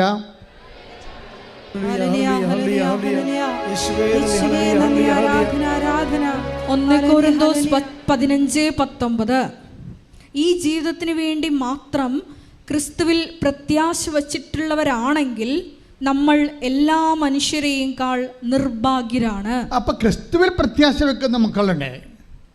ഇപ്പം കാറൽ മാർക്സിൽ പ്രത്യാശ വെച്ച ആൾക്കാരുണ്ട്, ഇല്ലേ? സർവ്വക്കാരിൽ പ്രത്യാശ വെച്ച ആൾക്കാരുണ്ട്. എന്തിനു വേണ്ടിയാണ്? ഈ ജീവിതത്തിന് വേണ്ടി മാത്രമാണ്. അതാണ് പൗലോസ് പറയണത്. ഈ ജീവിതത്തിന് വേണ്ടി മാത്രമാണ് നിങ്ങൾ യേശുക്രിസ്തുവിൽ പ്രത്യാശ വെച്ചിട്ടുണ്ടെങ്കിൽ സകല മനുഷ്യരെക്കാളും നിങ്ങൾ ഹതഭാഗ്യവാന്മാരാണ്. കാര്യം എന്താണ്? യേശുക്രിസ്തു പ്രത്യാശ വെക്കുന്നവൻ നിത്യജീവന് വേണ്ടിയാണ്. കൈയടിച്ച് കർത്താവേ, എന്റെ ഹൃദയത്തെ അടിമുടി കൃപയാൽ ദൈവസ്നേഹത്താൽ നിറക്കണമേ. മക്കളെ, നമ്മൾ കണ്ട വചനം എന്താണ്? മത്തായി ശ്ലീഹ 5:39. എന്താണ്? നിന്നോട് 2 മൈൽ പോകാൻ ആഗ്രഹിക്കുന്നതിൻ്റെ കൂടെ. അപ്പോൾ 5:40 കണ്ടത് അല്ലേ? 5:40 കണ്ടു. മത്തായി ശ്ലീഹ 5:39 കണ്ടു. ഒരു ചെകിടത്തടിക്കണവന് മറു ചെകിട് കാണിച്ചു കൊടുക്കുക എന്ന് വെച്ച് കഴിഞ്ഞാൽ, നീ ഈ ചില സമയത്ത് അക്രമിയെ എതിർക്കരുതെന്ന് കൃത്യമായിട്ട് വചനം പറയും. അപ്പം നമുക്ക് പറയും, അവൻ അക്രമിയെ എതിർത്തില്ലെങ്കിൽ അവൻ നമ്മുടെ തലയെ ഞൊട്ടിക്കൊണ്ട് പോകുമെന്ന് പറയും. അപ്പോഴെന്നെ സമയത്ത് എന്താ വിഷയം എന്ന് വെച്ച് കഴിഞ്ഞാൽ, ഇത് കഠിന പദമാണ്. കഠിന പദത്തിൻ്റെ ഉദ്ദേശം ഫിസിക്കൽ ഫേവേഴ്സ്, ഭൗതിക ആനുകൂല്യങ്ങളല്ല, നിത്യതയാണ്. ഈ കഠിന പദങ്ങളെ ക്രാക്ക് ചെയ്യുമ്പോഴാണ് നിത്യജീവൻ ലഭിക്കുന്നത്. അതറിയണമെങ്കിൽ 5:38 വായിച്ച് ശ്രദ്ധിക്കട്ടെ. യോഹന്നാൻ 5:38 അവിടുന്ന് അയച്ചവനെ നിങ്ങൾ വിശ്വസിക്കാത്തത് കൊണ്ട് അവിടുത്തെ വചനം നിങ്ങളിൽ വസിക്കുന്നില്ല. വിശുദ്ധ ലിഖിതങ്ങൾ നിങ്ങൾ പഠിക്കുന്നു, എന്തെന്നാൽ അവയിൽ നിത്യജീവൻ ഉണ്ടെന്ന് നിങ്ങൾ വിചാരിക്കുന്നു. അതാണ് സംഭവം. വിശുദ്ധ ലിഖിതങ്ങൾ നിങ്ങൾ പഠിക്കുന്നു. കാരണം എന്താണ്? 5:38 മത്തായി യോഹന്നാൻ എന്താണ് അതിൽ പറഞ്ഞ അതിൽ നിത്യജീവൻ ഉണ്ടെന്ന് നിങ്ങൾ അറിയുന്നു. വചനത്തിൽ ഉള്ളത് നമ്മൾക്ക് മത്തായി 18:16 അവൻ നിന്റെ വാക്ക് കേൾക്കുന്നെങ്കിൽ നീ നിന്റെ സഹോദരനെ നേടി.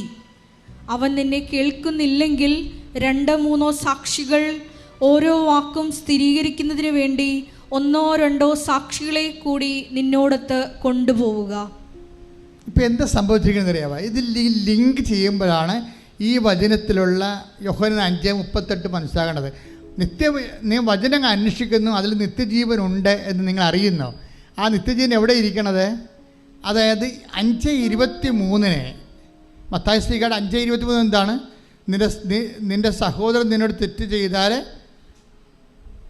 നീ നിൻ്റെ കാഴ്ച വസ്തു അവിടെ വെച്ചിട്ട് അവനോട് പോയി അനുരഞ്ജനപ്പെടണം. എന്തിനു വേണ്ടിയാണ് അനുരഞ്ജനപ്പെടണമെന്നാണ് മത്തായി 18:16 പറയണത്. എന്തിനാണ്? അവൻ നിൻ്റെ വാക്ക് കേട്ടാൽ എന്ത് സംഭവിക്കും?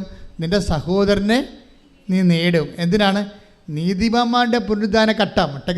ശ്രദ്ധിക്കട്ടെ. Hallelujah hallelujah hallelujah hallelujah. യേശുവേ നന്ദി, യേശുവേ സ്തുതി. Hallelujah hallelujah hallelujah hallelujah hallelujah hallelujah. ഓ ദിവ്യകാരുണ്യ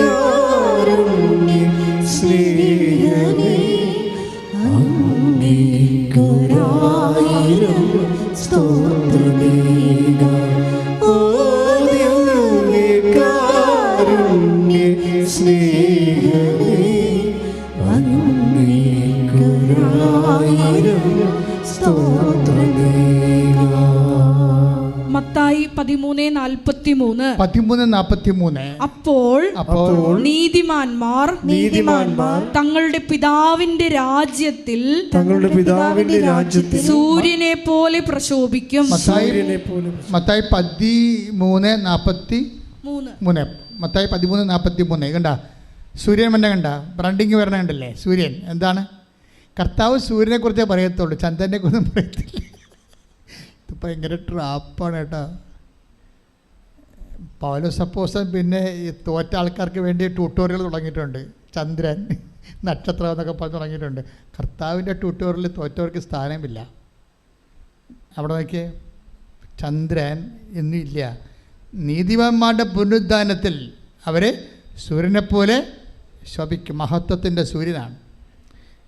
ഇതിൻ്റെ പ്രശ്നം വെച്ച് കഴിഞ്ഞാൽ ഈ പ്രതിഫലം വെച്ചുകൊണ്ടാണ് ഈ ബൈബിൾ മെക്കാനിസം അറേഞ്ച് ചെയ്തിരിക്കുന്നത്. അതായത് ഇപ്പം നീ വിചാരിക്കുവേ, ഇപ്പം ഞാനിപ്പോൾ കർത്താവ് പറഞ്ഞൊക്കെ ചെയ്തായിരിക്കും നഷ്ടമല്ലേ എന്നല്ലേ ചോദിക്കണത്. ഞാനിതൊക്കെ കഷ്ടപ്പെട്ട് ഞാനിപ്പോൾ ഇത് മനുഷ്യന് ചെയ്യാൻ പറ്റാത്ത കാര്യങ്ങളൊക്കെ എൻ്റെ കണ്ണത്തടിച്ചവന് വേറെ ചേട്ടൻ കൂടി കാണിച്ചു കൊടുത്താൽ വീട്ടിൽ വരുമ്പോൾ മക്കൾ പറയും അപ്പം പോയി അടിച്ചിട്ട് വാ, അല്ലെങ്കിൽ ഞങ്ങൾക്ക് മുഖത്ത് BCM വെച്ച് നടക്കാൻ പറ്റത്തില്ലെന്ന് പറയും. അതല്ലേ മക്കൾ പറയത്തുള്ളൂ. അവന്മാരത് പറയണം. എന്താ സംഭവിച്ചു കഴിഞ്ഞാൽ ഇപ്പം ഭാരതീയ മീമാംസകളിൽ മനുഷ്യനെക്കുറിച്ച് പറഞ്ഞാൽ എന്താണ്? നരൻ പശു സമാനമാണ്. പശുവാണ്. അപ്പോൾ പശുവിനെ കുത്തിയാൽ തിരിച്ചു കുത്തും, അത്രേ ഉള്ളൂ. നരൻ മൃഗത്തെ തുല്യമാണെന്നാണ് പറയണത്. പശു എന്ന് വെച്ച് കഴിഞ്ഞാൽ പശുവിൻ്റെ സ്വഭാവം എന്താണ്? അല്ലെങ്കിൽ മൃഗത്തിൻ്റെ സ്വഭാവം എന്താണ്? കുത്തിയാൽ തിരിച്ചു കുത്തും, കടിച്ചാൽ തിരിച്ച് കടിക്കും, എല്ലാം ചെയ്യും. പക്ഷെ മനുഷ്യനെ സംബന്ധിച്ചിടത്തോളം ബൈബിള് എന്താ പറഞ്ഞിരിക്കണത്? നീ ദൈവത്തിൻ്റെ സ്വഭാവം കാണിക്കാൻ പറഞ്ഞിരിക്കുക. കാര്യം എന്താണ്? നിന്നെ നിത്യതയ്ക്ക് വേണ്ടി ദൈവം സൃഷ്ടിച്ചിരിക്കുന്നതാണ്. പശുവിനെ നിത്യതയ്ക്ക് വേണ്ടി സൃഷ്ടിച്ചിരിക്കുന്നില്ല. ഈ വിവേചനം നാം മനസ്സിലാക്കണം. ഈ വിവേചനമില്ലാത്തവർ പശുവായി ജനിച്ച് പശുവായിട്ട് തന്നെ മരിക്കും. അങ്ങനെയുള്ളവരുണ്ടാകും, മക്കളുടെ കൂട്ടത്തിലുണ്ടാകാം. ഈ നമ്മളിവിടുന്ന് പോയി കഴിഞ്ഞാൽ പിന്നെ മക്കളും അപ്പനും ഭാര്യയും ഭർത്താവും ഒന്നും ഇല്ലല്ലോ. ഭാര്യയും ഭർത്താവും പോലും ഇല്ല, പിന്നെയാണ് പ്രശ്നം അല്ലേ? കർത്താവ് എന്താ പറയണത്? വിവാഹത്തിന് ശേഷം ഒരു സ്ത്രീക്ക് 7 ഭർത്താക്കന്മാരുണ്ടായിരുന്നു. അവൾ എല്ലാം ചത്തുകെട്ട് ഓരോ ഭർത്താക്കന്മാർ ചാകുമ്പോൾ അടുത്ത ഭർത്താവിനെ കിട്ടും. അവസാനം അവളും മരിച്ചു, ആ 7 ഭർത്താക്കന്മാരും മരിച്ചു. എന്നിട്ട് അവസാനം പുനരുദ്ധാനത്തിൽ ആരുടെ ഭർത്താവായിരിക്കും ആ സ്ത്രീ എന്ന് ചോദിക്കുമ്പോൾ പറയും, ഈശോ എന്താ പറയണത്? അവിടെ കല്യാണം കെട്ടലും പരിപാടിയൊന്നും ഭാര്യയും ഭർത്താവൊന്നും ഇല്ല. അതെല്ലാം ഇവിടെ ചാപ്റ്റർ ഇവിടെ സെമിത്തേരി വെച്ച് ക്ലോസ് ചെയ്യും. അവിടെ കർത്താവിൻ്റെ കൃപ നിറഞ്ഞ ദൈവിക ജീവനാണ് ഉള്ളത്, അവബോധത്തോടു കൂടി. അപ്പോൾ ദൈവത്തെ അറിഞ്ഞ് അനുഭവിച്ച് ആനന്ദിക്കാനുള്ള സൗഭാഗ്യത്തോടു കൂടി നിൻ്റെ ആത്മാവ് എന്തുമാത്രം അറിയുന്നുവോ, അറിയുന്ന എന്തുമാത്രം നീ പ്രയോഗത്തിൽ വരുത്തുന്നുവോ ആ അറിവെല്ലാം കൃപയായിട്ട് മാറുകയും അത് നിന്റെ മഹത്വത്തിന് കാരണമാകുകയും ചെയ്യുന്ന കൈയടിച്ച് കർത്താവേ. ജനങ്ങൾ ചെയ്യുന്നവർ ഡെസ്പാകേണ്ട കാര്യമില്ല. കഠിന വചനങ്ങൾ ചെയ്യുന്നവർ ഡെസ്പാകേണ്ട കാര്യമില്ല. കഠിനമായ ചില വചനങ്ങൾ ജീവിച്ചതിൻ്റെ പേരിൽ നഷ്ടം വന്നവരുണ്ട്, ക്ലേശം എക്സ്ട്രാ ക്ലേശം അനുഭവിക്കുന്നവരുണ്ട്. അവർ ഡെസ്പാകണ്ട. അതെന്ത് ചെയ്യണം? അവർ നിത്യജീവന് വേണ്ടി അത് നീക്കി വെക്കണം. കാര്യം എന്താ? കഠിന വചനങ്ങൾ ഇപ്പം ഞാൻ മുമ്പ് പറഞ്ഞുള്ള കേസില്ലേ, എന്താ കേസ്? അതായത് ഇപ്പോൾ മൂത്ത ചേച്ചി കല്യാണം കഴിച്ച് വിട്ടു, നടുവത്തെ ചേച്ചിയും കല്യാണം കഴിച്ചപ്പോൾ കുടുംബം റപ്റ്റായി. നിൻ്റെ കല്യാണം വന്നപ്പോൾ അപ്പനമ്മയും മരിച്ചു. അപ്പം നീ 10 കൊല്ലം എന്തുണ്ട് നിനക്ക് ബാലൻസ്? മൂത്ത ചേച്ചി കുടുംബം വിറ്റ് കെട്ടിച്ച് വിട്ട ചേച്ചി വന്ന് തിരക്കണില്ല അപ്പനും അമ്മയും കിടപ്പ. അതിൻ്റെ പ്രാഥമിക കാര്യങ്ങളെല്ലാം കട്ടിലാണ്. നിനക്ക് എന്ത് കിട്ടി ഈ ജീവിതത്തിൽ? കുടുംബത്തിൻ്റെ അടുത്ത് എടുത്ത് കെട്ടിച്ച് വിട്ട നടുവത്തെ ചേച്ചി തിരക്കണില്ല. അവിടെ മക്കളെ കാനഡയിൽ വിടാൻ വേണ്ടിയുള്ള തിരക്കാണ് അവർ. ഈ അപ്പനും അമ്മയും നിൻ്റെ മുതുകത്തായിരിക്കണത്. നിനക്കാണെങ്കിൽ വരുമാനം കുറവാണ്, അവരാരും ഇങ്ങോട്ട് വരണമില്ല. വല്ലപ്പോഴും വന്നിട്ട് 10-500 തന്നിട്ട് പോകും. ഇതാണ് നിൻ്റെ ജീവിതം. ഇതാണ് കഠിന പദമെന്ന് പറയണത്. എന്നിട്ട് നീ നിൻ്റെ സ്നേഹത്തോടെ ക്ഷമയോടെ നിൻ്റെ മാതാപിതാക്കന്മാരെ നോക്കിയ ദൈവപേതലെ നിൻ്റെ പ്രതിഫലം. 6:35 എടുത്ത ലൂക്കാ സുവിശേഷം ശ്രദ്ധിക്കട്ടെ. Hallelujah, hallelujah, hallelujah, hallelujah, hallelujah. യേശുവേ നന്ദി, യേശുവേ സ്തുതി. ഹല്ലേലൂയ. ലൂക്ക 6:35. എന്നാൽ നിങ്ങളെ ശത്രുക്കളെ സ്നേഹിക്കുവിൻ, തിരിച്ചു കിട്ടുമെന്ന് പ്രതീക്ഷിക്കാതെ മറ്റുള്ളവർക്ക് നന്മ ചെയ്യുകയും വായ്പ കൊടുക്കുകയും ചെയ്യുവിൻ. അപ്പോൾ നിങ്ങളുടെ പ്രതിഫലം വലുതായിരിക്കും, നിങ്ങൾ അത്യുന്നതൻ്റെ പുത്രന്മാരായിരിക്കുകയും ചെയ്യും. ഇതാണ് കഠിന പദങ്ങളെന്ന് പറയണത്. എന്ന് വെച്ച് കഴിഞ്ഞാൽ മനുഷ്യരുടെ മുമ്പിൽ നമുക്ക് പ്രതിഫലമില്ലാതെ നമ്മൾ ചില ആൾക്കാർ പറയത്തില്ലേ, എള്ളുണങ്ങണത് എണ്ണ കിട്ടാം, പാറ്റാപ്പുഴി കൊടുക്കണത് എന്തിനാണെന്ന് ചോദിക്കും. അപ്പോൾ ഒരു കാര്യവുമില്ലാതെ നമ്മൾ കഷ്ടപ്പെടുന്നു. ഇവിടുന്ന് ഇത് കുടുംബത്തിൻ്റെ കാര്യങ്ങളെല്ലാം നേടിയെടുത്തത് വേറെ ആൾക്കാർ. അപ്പോൾ നിനക്ക് ചില സമയത്ത് അപ്പനും അമ്മയും കൂട്ടു നിന്നിട്ടില്ല അങ്ങനെ സംഭവിച്ചു എന്നൊക്കെ പറഞ്ഞാൽ അപ്പനും അമ്മനും പ്രാകാൻ തോന്നും. ജീവിതകാലം മുഴുവൻ നീ രാവിലെ എഴുന്നേക്കണത് തന്നെ പ്രാഗിക്കാൻ എഴുന്നേക്കണത്. ദൈവത്തിലെ സ്വർഗം നിൻ്റെ അടുത്ത് വന്ന് നിന്നിട്ട് നീ തിരിച്ചറിയാത്തത് വചനം അറിയാത്തത് കൊണ്ടാണ്. വചനം അറിയുന്ന വ്യക്തികൾ, അതായത് നിനക്കറിയാമല്ലോ, മക്കളുള്ളവരും മക്കളില്ലാത്തവരും അവസാനം ഒരുപോലെയാവും. കല്യാണം കഴിച്ചവരും കല്യാണം കഴിക്കാത്തവരും അവസാനം ഒരുപോലെയാവും. വസ്തുക്കളുള്ളവരും ഇല്ലാത്തവരും ഒരുപോലെയാകും. പക്ഷേ ഒരുപോലെ ആകണമ്പോഴേ ആരുടെ കൂടെയാണ് ദൈവം നിൽക്കണത്, ആർക്കാണ് ദൈവത്തെ അനുഭവിക്കാൻ പറ്റണത്, അവനാണ് കോടീശ്വരൻ എന്ന് പറയുന്നത്. അവൻ കൃപയുടെ കോടീശ്വരനാണ്. അതുകൊണ്ട് ഒരു കാര്യവും ഈശോ പറയും, നിങ്ങൾ പരാതിയില്ലാതെ പരിഭവങ്ങളില്ലാതെ അനീതി, why can't you suffer injustice? Pathos ചോദിക്കണം, എന്തുകൊണ്ട് അനീതി സഹിക്കാൻ പാടില്ല? വഞ്ചന സഹിച്ചുകൂടാ. ചില സമയത്ത് ദ്രോഹം ക്ഷമിക്കാനൊരു കൃപ കിട്ടും, വഞ്ചന സഹിക്കാനൊരു കൃപ കിട്ടും. ഇത് കൃപയാണ് ശരിക്കും, ദ്രോഹം ക്ഷമിക്കാനും വഞ്ചന സഹിക്കാനും. ഞാൻ ചില സമയത്ത് ഭാര്യ ഭർത്താക്കന്മാർ തമ്മിൽ അടിച്ച് പിരിയാൻ വേണ്ടി പോകുമ്പോൾ അപ്പോൾ ഞാൻ അവളോട് ചോദിക്കും, എടി നീയാണ് ആ വീട്ടിൽ നിന്ന് ഇറങ്ങിപ്പോയത്, അതാ അവൻ നിന്നെ കൊണ്ടൊന്ന് ആക്കിയിട്ട് പിന്നെ വരാതിരുന്നതാണോ? അടുത്തവരപ്പോൾ ചോദിക്കുന്നതാണ്. പിന്നെ ഞങ്ങൾ അച്ഛൻ പ്രാർത്ഥിക്കണമെന്ന് പറയുമ്പോൾ ഞാൻ, എടി നീയാണ് ആ വീട്ടിൽ നിന്ന് ഇറങ്ങിപ്പോയത്, അതാ നിന്നെ കൊണ്ടൊന്ന് ആക്കിയിട്ട് അവൻ വരാതിരുന്നതാണ്, അത് എന്നെ കൊണ്ടൊന്ന് ആക്കിയിട്ട് അവൻ വരാതിരുന്നതാണ്. അവൻ്റെ അവിടെ അമ്മയുടെ വർത്തമാനമാണ് അയാൾ കേൾക്കണത്, അത് എനിക്ക് ജീവിക്കാൻ പറ്റത്തില്ലെന്ന് പറഞ്ഞു. അപ്പോൾ കർത്താവ് വചിരിക്കണം, കണ്ടാ, ഐ കാൻറ്റ് സഫർ ഇൻജസ്റ്റിസ്. എൻ്റെ ദൈവത്തെ നിത്യതയുടെ കൊളുത്തപ്പെട്ടൊരു വിളക്ക് നിൻ്റെ ജീവിതത്തിന് മുമ്പിൽ തെളിച്ച് വെച്ചിട്ട് കാണുന്നില്ലെങ്കിൽ നീ biblically speaking you are A blind woman. മനസ്സിലായില്ലേ? നിത്യതയുടെ വിളക്ക് കൊളുത്തി വെച്ചിരിക്കുന്ന കർത്താവ് അനീതി സഹിക്കാൻ, ദ്രോഹം ക്ഷമിക്കാൻ ഒരവസരം, അത് നിത്യതയുടെ വിളക്കാണ്. അത് കാണാൻ പറ്റുന്നില്ലെങ്കിൽ നീ അന്ധയാണെന്ന കർത്താവ് പറയുന്നത്. ശ്രുതികണ്ട് പോയിക്കൊള്ളുക. ആര് പറഞ്ഞാണത്? കർത്താവ് പറഞ്ഞാണ്. എന്ന് പറഞ്ഞതാണ്, ഇന്ന് കുർബാനയ്ക്ക് പറഞ്ഞാണ് അല്ലേ? അപ്പോൾ ചില സമയത്ത് നമ്മൾക്കാണ് തോന്നുന്നത് അനീതിയാണെന്ന്. ദൈവം എനിക്ക് മക്കളെ തന്നില്ല, ദൈവം എനിക്ക് സ്നേഹമുള്ള ഭർത്താക്കന്മാർ തന്നില്ല, എനിക്ക് ശനിയാഴ്ച കാറും എടുത്തുകൊണ്ട് പുറത്ത് പോയി ഭക്ഷണം കഴിക്കാൻ പറ്റണില്ല, എൻ്റെ അനിയത്തി അങ്ങനെ ചെയ്യുന്നുണ്ട്. അതാണ് പ്രശ്നം. നീ അനിയത്തിയെ നോക്കിയിരിക്കണേ. നീ എന്താ ചിന്തിച്ചുകൊണ്ടിരിക്കണത്? നിനക്ക് സ്നേഹമുള്ള ഭർത്താവിന് തന്നെയല്ല. അയാളുടെ മൊബൈൽ നോക്കുമ്പോൾ വേറെ ആൾക്കാരുടെ പേരൊക്കെയാണ് കേൾക്കുന്നത്. അയാൾക്ക് രാത്രിയൊക്കെ അവിടെ നിന്ന് ഇറങ്ങിപ്പോയി പുറത്തുനിന്ന് വിളിക്കണ കാണാം. ഇയാൾ ഏത് പണ്ടാടത്തിനെ വിളിക്കണത് ദൈവത്തിന് അറിയാം. അപ്പോൾ നീ മോന്തം കയറ്റി വന്ന് നിൻ്റെ കൂടെ ഈ മനുഷ്യൻ്റെ കൂടെ കിടക്കുകയാണ് നീ. പക്ഷേ ഒരു കാര്യമുണ്ട്, ഈ വിഷയങ്ങളെല്ലാം നിത്യതയോട് നിന്നെ അടുപ്പിച്ചിരിക്കുകയാണ്. കർത്താവ് പറയുന്നത് എന്താണ്? ഈ ഭർത്താവായാലും നാളെ മാഞ്ഞു പോകും. ഈ ഭൂമിയിലുള്ള എല്ലാം മാഞ്ഞു പോകും.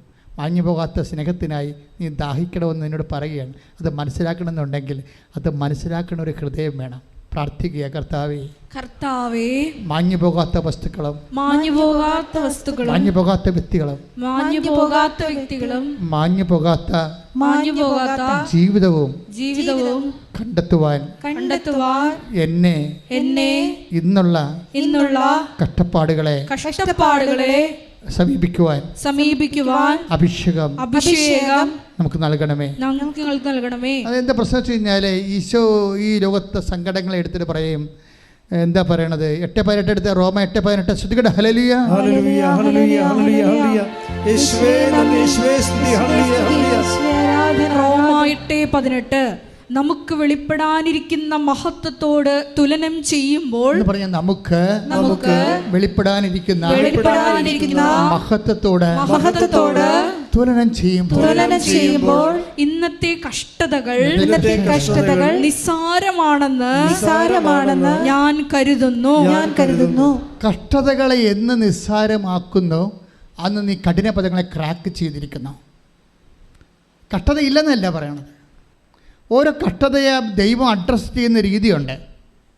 സ്വർഗത്തെ വെച്ച് വേണം കഷ്ടതയെ അഡ്രസ്സ് ചെയ്യാൻ. എങ്ങനെയാണ് എന്ന് പറഞ്ഞ് നമുക്ക് ലഭിക്കാനിരിക്കുന്ന മഹത്വത്തെക്കുറിച്ച് ഓർക്കുമ്പോൾ ഇന്നത്തെ കഷ്ടതകൾ തുലോ നിസ്സാരമാണ്. അതായത് നമ്മൾ കഷ്ടതയുണ്ട് നമുക്ക്. എന്താ കാര്യം? സ്നേഹിക്കാത്ത ഭാര്യ, അല്ലെങ്കിൽ സ്നേഹിക്കാത്ത നമ്മൾ കാണിക്കുന്ന സത്യസന്ധതയെ മനസ്സിലാക്കാത്ത ജീവിത പങ്കാളി, മക്കളാണെങ്കിൽ പോലും നമ്മൾക്ക് പനി വന്നാൽ പോലും മക്കൾക്ക് എന്തെങ്കിലും അസുഖം ഉണ്ടെങ്കിൽ അവരുടനെ ഇപ്പോൾ ചാകാൻ പോണ പോലുള്ള അഭിപ്രായം കാണിച്ച് മമ്മി നോക്കിയില്ല, പപ്പ നോക്കിയില്ല. ഇപ്പോൾ ആദ്യത്തെ പ്രസവത്തിന് പോയ ആൾക്കാരുടെ നിലവിളി കേൾക്കണം ഫോണിൽ. എന്ത് പരിപാടിയാണ്? നിങ്ങൾക്ക് എൻ്റെ കാശ് മാത്രം മതി, എനിക്കൊരു അവസ്ഥ വന്നപ്പോൾ നിങ്ങൾ ഇങ്ങോട്ട് വരണില്ല. അമ്മയുടെ പാസ്പോർട്ട് എടുത്തിട്ട് ഇപ്പോഴാണ് 6-ാം മാസമോ 7-ാം മാസമോ ആയപ്പോഴാണ് ഇവിടെ ചെയ്യാമെന്ന് പറഞ്ഞിരിക്കുകയായിരുന്നേ. കാനഡയിലും അമേരിക്കയിലും ഇംഗ്ലണ്ടിലും ഒക്കെ ഉള്ള പെൺപിള്ളേർ പ്രസവിക്കാറുണ്ട്. അപ്പോൾ ഇവിടെ ചെയ്യാമെന്ന് പറഞ്ഞുകൊണ്ടിരിക്കുകയാണ്. എന്താണ്? മമ്മിയെയും കെട്ടിയെടുത്ത് ഇങ്ങോട്ട് കൊണ്ടുവന്നാൽ പിന്നെ മറ്റേ മമ്മി ഉടക്കും, ഭർത്താവിൻ്റെ മമ്മി ഉടക്കും. അപ്പോൾ ഈ 2 കക്ഷികളെ കെട്ടിയെടുത്തില്ലെങ്കിൽ നമുക്ക് 3.5 ലക്ഷം രൂപ ലാഭം. അതിനിവിടെ ചെയ്യാമെന്ന് പറഞ്ഞിരിക്കുകയാണ്. ഇപ്പോൾ ഡോക്ടർ പറഞ്ഞ് ഇത് ശരിയാവുമെന്ന് തോന്നില്ലെന്ന് പറഞ്ഞ് ഇപ്പോഴാണ് പാസ്പോർട്ട് എടുക്കാൻ ഓർഡറത്. ഇപ്പോഴാണ് പാസ്പോർട്ട് എടുക്കാൻ ഓർഡർ, മമ്മിക്ക് പാസ്പോർട്ട് എടുക്കാൻ ഓർഡറത്. പക്ഷേ അത് ഇപ്പം നിനക്ക് എൻ്റെ ആവശ്യം ഉണ്ടായപ്പോഴല്ലേ എൻ്റെ പാസ്പോർട്ടും ഫോട്ടോയൊക്കെ തിരക്കണമെന്ന് മമ്മി ചോദിക്കുമ്പോൾ അങ്ങനെ ചോദിക്കാതിരിക്കാൻ വേണ്ടി മമ്മിയുടെ വാപത്തിക്കൊണ്ട് പറയുകയാണ്, നിങ്ങൾക്ക് എൻ്റെ കഷ്ടപ്പാടെന്ന് അറിയണ്ടല്ലോ, കാശ് മാത്രം മതിയല്ല എന്ന് വെച്ച് കഴിഞ്ഞാൽ എൻ്റെ തെറ്റ് മറച്ച് വെച്ചുകൊണ്ട് മമ്മിയുടെ തെറ്റ് ഊതിക്കത്തിച്ചിട്ട് സ്കൂട്ടാകണ പരിപാടി. മകളെ എവിടം വരെ ഓടും? ഓന്തോടിയ വെയിൽ വരെ. ദൈവത്തിൻ്റെ മുമ്പിലാണ് നീ ഓടണമെന്ന് ഓർത്തേക്കണം. സത്യസന്ധമല്ലാത്തൊരു വർത്തമാനം പറയരുത്. വിശുദ്ധമായ അധരങ്ങളുണ്ടായാൽ ഉടമ്പടി നിനക്ക് വേണ്ടി കർത്താവ് അത്ഭുതങ്ങൾ പ്രവർത്തിക്കും. ശ്രദ്ധിക്കട്ടെ, കഠിന പദങ്ങളും കഠിന അനുഭവങ്ങളും സുവിശേഷ വിഹിതമായി കൈകാര്യം ചെയ്യുമ്പോൾ നിനക്ക് 20 മാർക്ക് കിട്ടും. നിങ്ങളെപ്പോഴും ചെയ്യണം എങ്ങനെയെന്നറിയാവോ? ഇത് ചില ബുദ്ധിയും ബോധവും ഇല്ലാത്ത പിള്ളേരെ പോലെയാണ്. പരീക്ഷ പേപ്പർ കാണുമ്പോൾ തന്നെ മൊത്തം അങ്ങോട്ട് ഇരുന്ന് എഴുതാൻ തുടങ്ങും. പരീക്ഷ പേപ്പർ കാണുമ്പോൾ തന്നെ അപ്പം തന്നെ എടുത്ത് നമ്മുടെ ഇലക്ട്രിക് ട്രെയിൻ പോണ പോലെ, വന്ദേ ഭാരത് പോണ പോലെ ഒറ്റ പോക്കാണ് പരീക്ഷ എടുത്ത്. അതെന്താ സംഭവം? എഴുതി വന്നിട്ട് അവസാനം 2.5 മണിക്കൂർ പരീക്ഷയ്ക്ക് 1:45 കഴിഞ്ഞപ്പോഴും 60 ചോദ്യങ്ങൾ എഴുതിയിട്ടുണ്ട്. പക്ഷേ നോക്കിയപ്പോൾ എന്താ പറ്റിയതിരിക്കണത്? 60 മാർക്കിൻ്റെ ചോദ്യങ്ങളാണ് എഴുതിയിരിക്കുന്നത്. എന്താണ്? എല്ലാ ചോദ്യങ്ങൾക്കും 2 മാർക്ക് 1 മാർക്കേ ഉള്ളു. ബാക്കിയുള്ള ചോദ്യം 2 ചോദ്യമുണ്ട്, 20 മാർക്കിൻ്റെ. ഈ 20 മാർക്കിൻ്റെ ചോദ്യം ആദ്യമേ എഴുതി വെച്ചെങ്കിൽ ഇപ്പോൾ ഇനി സമയവും തീർന്നു. ഇതാണ് ഈ പ്രശ്നം. മേജർ ഇഷ്യൂസും ലൈറ്റ് ഇഷ്യൂസും തമ്മിലുള്ള വ്യത്യാസം ഇതാണ്.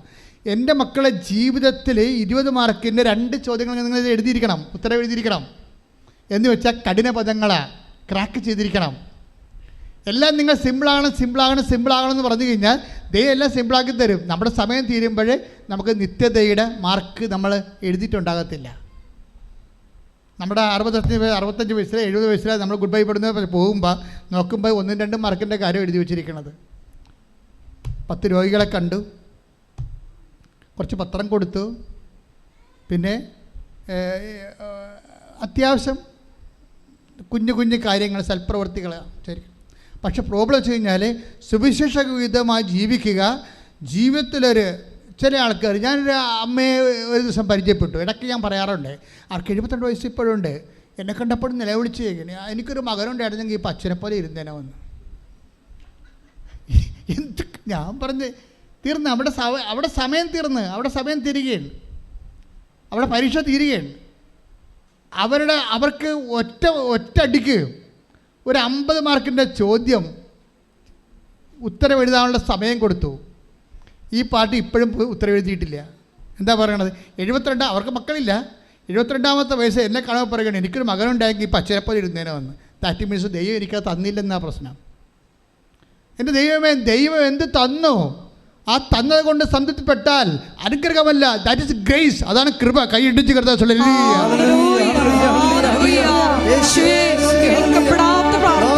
സ്നേഹം കിട്ടണില്ല.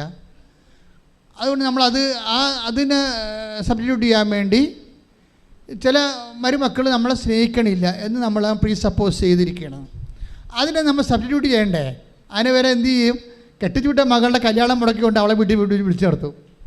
പണിയേ അമ്മ എങ്ങാനും കർത്താവ് ഇന്നാണ് വരണമെങ്കിൽ, നേരെ വരികയാണെങ്കിൽ പല അമ്മായിയമ്മമാരും കുടുങ്ങും, സത്യമായിട്ടും കുടുങ്ങും. കർത്താവ് ചോദ്യങ്ങളൊന്നും ചോദിക്കത്തില്ല, കാലെ പിടിച്ച് നിലത്തിലടിക്കുമെന്ന് മാത്രമേ ഉള്ളൂ കാണുമ്പോൾ തന്നെ. എന്താ കാര്യത്തിൽ നിങ്ങളെന്താ ചെയ്തിരിക്കുന്നത്? നിങ്ങളുടെ മകളെ പിടിച്ച് വീട്ടിൽ നിർത്തിയിരിക്കുകയാണ്. എന്നിട്ട് അവളുടെ മകൻ്റെ കുറ്റം മുഴുവനും, മരുമകൻ്റെ കുറ്റം മുഴുവൻ പറഞ്ഞ് ഇവളെ ഭ്രാന്ത് പിടിപ്പിച്ചിരിക്കുകയാണ്. എത്ര പിശാചുക്കളാണെന്നറിയാവാ. ഇത്രയും കുടുംബങ്ങൾ കലങ്ങിയതിൻ്റെ പിന്നിലെല്ലാം പെണ്ണിൻ്റെ അമ്മമാരുടെ റോള് ഭയങ്കരമാണ്. ഒരു സംശയമില്ല. ഞാൻ 21 ലക്ഷം ആൾക്കാരെ കൗൺസിൽ ചെയ്തിട്ടാണെന്ന് പറയണത്. ഇത്രയും കൗൺസിൽ ചെയ്തിട്ടുള്ള ആൾക്കാരുണ്ടോ എന്ന് എനിക്ക് സംശയമാണ്. 21 ലക്ഷം. എത്ര കാര്യം അച്ഛനായപ്പോൾ തുടങ്ങിയ ജോലിയല്ലേ ഇത്? ഇപ്പം തുടങ്ങിയത് പുതിയതായിട്ട് ധ്യാനകേന്ദ്രം തുടങ്ങിയാലല്ലോ ഇത്. എത്ര വർഷമായി? 87 തുടങ്ങിയതാണ്. അതായത് നിങ്ങൾക്കൊരു കാര്യം മനസ്സിലാക്കണം, കർത്താവിൻ്റെ കൂദാശയ്ക്കെതിരെ ആര് സംസാരിച്ചാലും അവൾ അമ്മയുമല്ല അപ്പനുമല്ല. നിങ്ങൾ ആളെ തിരിച്ചറിയണം. സാത്താനാണ് നിന്നോട് സംസാരിക്കണത്. കൂദാശയുടെ ബലം നിങ്ങൾക്ക് അറിയത്തില്ല. ഇപ്പം ഇന്നലെ എലിസബത്ത് ആൻ്റണി എന്താ ഇവിടെ സംസാരിച്ചത്? എൻ്റെ ഭർത്താവ് അവിശ്വാസിയാണ്. അവർ പറഞ്ഞില്ലേ, എൻ്റെ ഭർത്താവ് അവിശ്വാസിയാണ്, ദൈവത്തിൽ വിശ്വാസമില്ല. പക്ഷേ അദ്ദേഹത്തിന് കോവിഡ് വന്നപ്പോൾ എൻ്റെ ബ്രദറ് ഉടമ്പടി എടുത്ത ആളാണ്. എൻ്റെ ബ്രദർ എൻ്റെ അടുത്ത് ഉടമ്പടി തലയിൽ തന്നിട്ട് നെറ്റിക്ക് പൂശിയിട്ട് ഓൺലൈനിൽ വീഡിയോ കോളിൽ എനിക്ക് വേണ്ടി പ്രാർത്ഥിച്ചു. അപ്പോൾ എനിക്ക് ശ്വാസം കിട്ടണത് 48% മാത്രമേ എൻ്റെ ലങ്സ് വർക്ക് ചെയ്തുള്ളൂ. അപ്പോൾ ഞാൻ മരണത്തോട് അടുക്കിയിരുന്നു. അപ്പോൾ ഞാൻ ഉടമ്പടി തലം തേച്ച് എൻ്റെ ബ്രദർ എനിക്ക് വേണ്ടി പ്രാർത്ഥിച്ചു കഴിഞ്ഞപ്പോൾ ഞാൻ സുഖപ്പെട്ടു. എനിക്ക് സൈഡ് എഫക്ട്സ് ഒന്നുമില്ല. പക്ഷേ എൻ്റെ ഭർത്താവ് സുഖപ്പെട്ടു, പക്ഷേ നടക്കാൻ പറ്റണില്ല, പെട്ടെന്ന് വീഴും, തല ചുറ്റും. അദ്ദേഹത്തിൻ്റെ കോൺഫിഡൻസ് പോയി, അദ്ദേഹം പൊളിറ്റിക്കലിൽ നിന്ന് തിരിച്ചു പോന്നു. അപ്പോൾ ഇത്രയും വലിയ ദുരന്തം സഹിക്കാൻ എനിക്ക് താങ്ങാൻ പറ്റില്ല. ഞാൻ കർത്താവിൻ്റെ കണ്ണീരിട്ടു, കർത്താവെ എൻ്റെ ജീവിത പങ്കാളി തിരിച്ച് ജീവിതത്തിലേക്ക് വരണം. അപ്പോൾ അതിന് ഞാനെന്ത് ചെയ്തു? ഞാൻ ചെയ്തത്, കർത്താവെ നീ പറഞ്ഞിട്ടുണ്ട്, ആ സാക്ഷ്യം നിങ്ങൾ കേൾക്കണം, അത് ഭയങ്കര റിച്ചാണ് ആ സാക്ഷ്യം. നീ പറഞ്ഞിട്ടുണ്ട്, എന്താണ്? ഭർത്താവും ഭാര്യയും ഒരു ശരീരമാണ്. എന്താ അവരെ കോട്ട് ചെയ്യുക, വചനം കോട്ട് ചെയ്യും. എന്താ പറഞ്ഞാൽ കോട്ട് ചെയ്തിരിക്കണത്? മത്തായി ശ്രീകാട് സുവിശേഷം 19:5 എന്താ പറയണത്? ഭർത്താവും ഭാര്യയും ഒരു ശരീരമാണ്. ദൈവം യോജിപ്പിച്ചതാണ്, ഒരു ശരീരമാണ്, അവർ രണ്ടല്ല. അപ്പോൾ ഭർത്താവും ഭാര്യയും ഒരു ശരീരമാണെന്ന് അത് പറഞ്ഞുകൊണ്ട് അവരെന്തിനാ പറഞ്ഞതെന്നറിയാവോ? എൻ്റെ ഭർത്താവിന് വിശ്വാസമില്ല, എനിക്ക് വിശ്വാസമുണ്ട്, അതുകൊണ്ട് ഉടമ്പടി തൈലം ഞാൻ എൻ്റെ കാലെ പെരട്ടും വിശ്വാസ പ്രമാണം ചൊല്ലിക്കൊണ്ട്. എന്നിട്ട് എൻ്റെ കാലെ ഞാൻ ഉടമ്പടി തൈലം വിശ്വാസപൂർവ്വം പ്രാർത്ഥിച്ച് പെരട്ടിക്കഴിഞ്ഞപ്പോൾ എൻ്റെ ഭർത്താവിൻ്റെ ഒരു കാര്യം കൂടി പറഞ്ഞായിരുന്നു. അതാണ് ഈ കൂദാശി എന്ന് പറയണത്. ഇന്ന് കൂദാശി എന്ന് പലപ്പോഴും നിങ്ങളുടെ വയറ്റിപ്പിഴപ്പിന് കൂദാശയിൽ നിന്ന് നിങ്ങൾ ആഗ്രഹിക്കുന്ന ജീവിതം കിട്ടുന്നില്ലെങ്കിൽ ദൈവത്തെ മറന്ന് സ്വന്തം സുഖത്തിന് വേണ്ടി ദൈവത്തെ ഉപേക്ഷിച്ച് നിത്യതയെ വെറുത്ത് ചുമ്മാ മൃഗങ്ങളായിട്ട് ജീവിക്കുന്ന ഒത്തിരിയേറെ ജീവിത പങ്കാളികൾ നമ്മുടെ ലോകത്തുണ്ട്. നിങ്ങൾക്കറിയാം, കുറച്ച് കാലം കഴിയുമ്പോൾ നിങ്ങൾ ദുഃഖിക്കേണ്ടി വരും. കാര്യമെന്താ? നിത്യത കൈവിട്ടു പോകും. നിത്യതയോട് അടുപ്പിച്ചത് എന്താണ്? കൂദാശ. ആ ചേച്ചി പറഞ്ഞത് എന്താണ് നിങ്ങൾക്കറിയാമല്ലോ. ഈ എലിസബത്ത് ആന്റണി എന്ന് പറഞ്ഞാൽ ആരാണ്? നമ്മുടെ മിനിസ്റ്റർ എ കെ ആന്റണിയുടെ മുൻ മിനിസ്റ്റർ മന്ത്രി ബഹുമാനപ്പെട്ട എ കെ ആന്റണിയുടെ വൈഫാണ്. അവർ പറഞ്ഞ സാക്ഷികൾ കേൾക്കണം. എന്താ അവർ പറയണത്? എൻ്റെ ഭർത്താവിന് വിശ്വാസമില്ല, പക്ഷേ ഞാനെന്തെങ്കിലും സമീപിച്ചത് കർത്താവിൻ്റെ വചനത്തിലാണ്. കർത്താവിൻ്റെ വചനത്തിൽ എന്താ പറയണത്? അവിശ്വാസിയായ ഭർത്താവ് എന്ത് ചെയ്യുന്ന പറയണത്? ഭാര്യ മുഖേന വിശുദ്ധ. അതാണ് ദൈവനിശ്ചയം. അതുപോലെ അവിശ്വാസിയായ നിങ്ങൾ ടേക്ക് ദ ബെഡഫോർഡ് 1 കൊറിന്തോസ് 17:14. കൊറിന്തോസ് 7:14. എന്തെന്നാൽ അവിശ്വാസിയായ ഭർത്താവ് ഭാര്യ മുഖേനയും അവിശ്വാസിനിയായ ഭാര്യ ഭർത്താവ് മുഖേനയും വിശുദ്ധീകരിക്കപ്പെടുന്നു. ഈ ഒറ്റ വിശ്വാസത്തിലെ ആ സ്ത്രീ വിശുദ്ധയാകുകയാണ്. കൈയിടിച്ച് കർത്താവ്.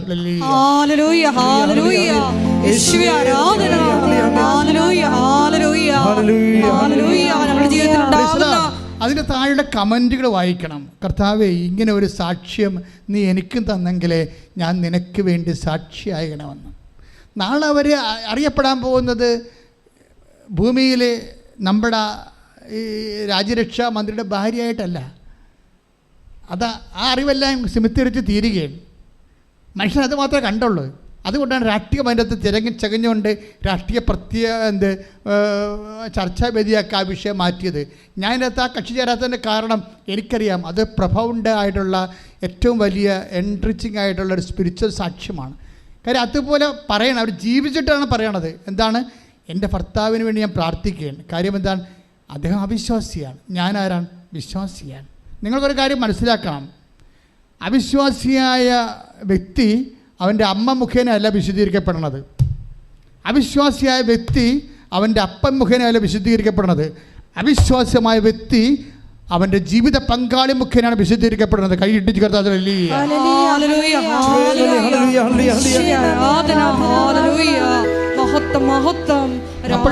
എപ്പോഴും ശ്രദ്ധിക്കേണ്ട വിഷയം, നിങ്ങൾ അവിശ്വാസിയാണോ അല്ലെങ്കിൽ ദൈവത്തിൻ്റെ അവിശ്വാസ്യം മീൻസ് എന്താണ്? വിശ്വാസത്താൽ, അതായത് not by merit but by grace എന്ന് വെച്ചാൽ Ephesians 2:8 എന്താ പറയണത്? അതായത് വിശ്വാസം വഴി കൃപയാലാണ് നമ്മൾ രക്ഷിക്കപ്പെട്ടത്. അവിശ്വാസം എന്ന് പറഞ്ഞാൽ എന്ത് പറ്റും? വിശ്വാസം നമുക്ക് എന്താ തരണത്? കൃപയാണ് നൽകണത്, അല്ലേ? Ephesians 2:8 എന്താ പറയണത്? വിശ്വാസം വഴി പറഞ്ഞേ, വിശ്വാസം വഴി കൃപയാലാണ് നമ്മൾ രക്ഷിക്കപ്പെട്ടത്. വിശ്വാസം നമുക്ക് എന്താ തരണത്? കൃപ. അപ്പം കൃപ നമുക്ക് ലഭിക്കണമെന്നതിൽ നിന്നാണ് എൻ്റെ സോഴ്സ്. എന്താണ്? വിശ്വാസമാണ് സോഴ്സ്. അതിൻ്റെ അവിശ്വാസം എന്ന് പറയുമ്പോൾ നമുക്ക് എന്താ നഷ്ടപ്പെടാൻ പോണത്? കൃപ എന്ന് വെച്ചാൽ നിത്യജീവൻ. നിത്യജീവൻ നഷ്ടപ്പെട്ടത് കൃപയുടെ അലംഭാവമോ ആഭാവമോ മൂലം നിങ്ങൾക്ക് നിത്യജീവൻ നഷ്ടപ്പെട്ടാൽ അത് നേടാൻ നിൻ്റെ അമ്മയ്ക്കോ അപ്പനോ മക്കൾക്കോ ഒന്നുമില്ല. അതിൻ്റെ ചാൻസ് ആർക്കാവുള്ളത്? നിൻ്റെ ജീവിത പങ്കാളിയാണ്. ജീവിത പങ്കാളി വേർപെട്ടുകൊണ്ട് അപ്പൻ്റെ കൂടെ അമ്മയുടെ കൂടെ നടക്കുന്ന കാണ്ടാമൃഗങ്ങൾ. ഞാൻ പറഞ്ഞ വചനങ്ങൾ കേൾക്കണം. എന്നിലൂടെ കർത്താവ് നിന്നോട് അന്ത്യമായിട്ട് നിനക്ക് ശാസനം നൽകുകയാണ്. അന്ത്യശാസനം. എന്താ കാര്യം? നിന്നെ വിശുദ്ധീകരിക്കാൻ, നിൻ്റെ ആത്മാവ് വീണ്ടെടുക്കാൻ, നിന്നെ നിത്യത്തിലേക്ക് കർത്താവോട് ചേർക്കാൻ നിൻ്റെ അപ്പനോ അമ്മക്കോ മക്കൾക്കോ പറ്റത്തില്ല. നിന്നെ കൂദാശ ചെയ്തേൽപ്പിച്ച ദൈവത്തിന് മാത്രം പറ്റത്തുള്ളൂ. ആ ദൈവത്തിന് വചനം കേട്ടുകൊണ്ട് താമസിക്കുന്നവരെ അനുതപിച്ചുകൊണ്ട് തിരിച്ചു വരാൻ കർത്താവ് ആവശ്യപ്പെടുന്നു. ശ്രുതിക്കട്ടെ.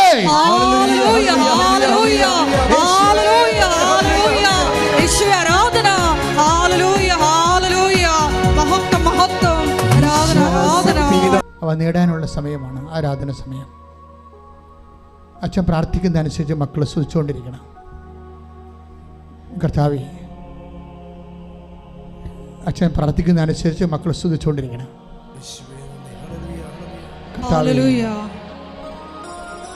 കർത്താവേ, നിന്റെ വിശുദ്ധ പൗരോഹിത്യത്തെ മഹത്വപ്പെടുത്തണം. കർത്താവേ, നിന്റെ സഭയിലുള്ള സാന്നിധ്യം പ്രകടമാക്കണം.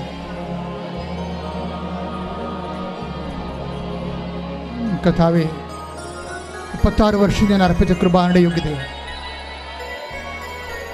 കൃപാസ്ഥാനത്താരെ ജീവനോടെ പ്രത്യക്ഷപ്പെട്ട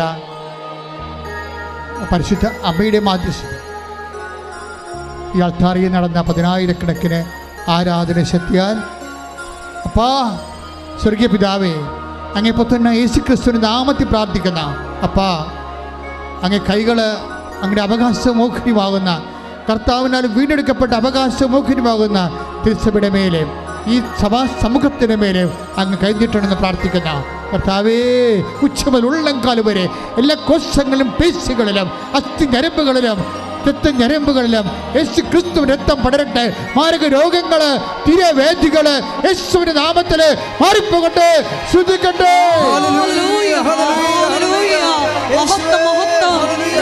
ആരാധന. എല്ലാ രോഗങ്ങളും സുഖപ്പെട്ടുകൊണ്ട് ഞങ്ങളെ സാക്ഷികളാക്കി ഉയർത്തണമേ. മഹത്വം ആരാധന.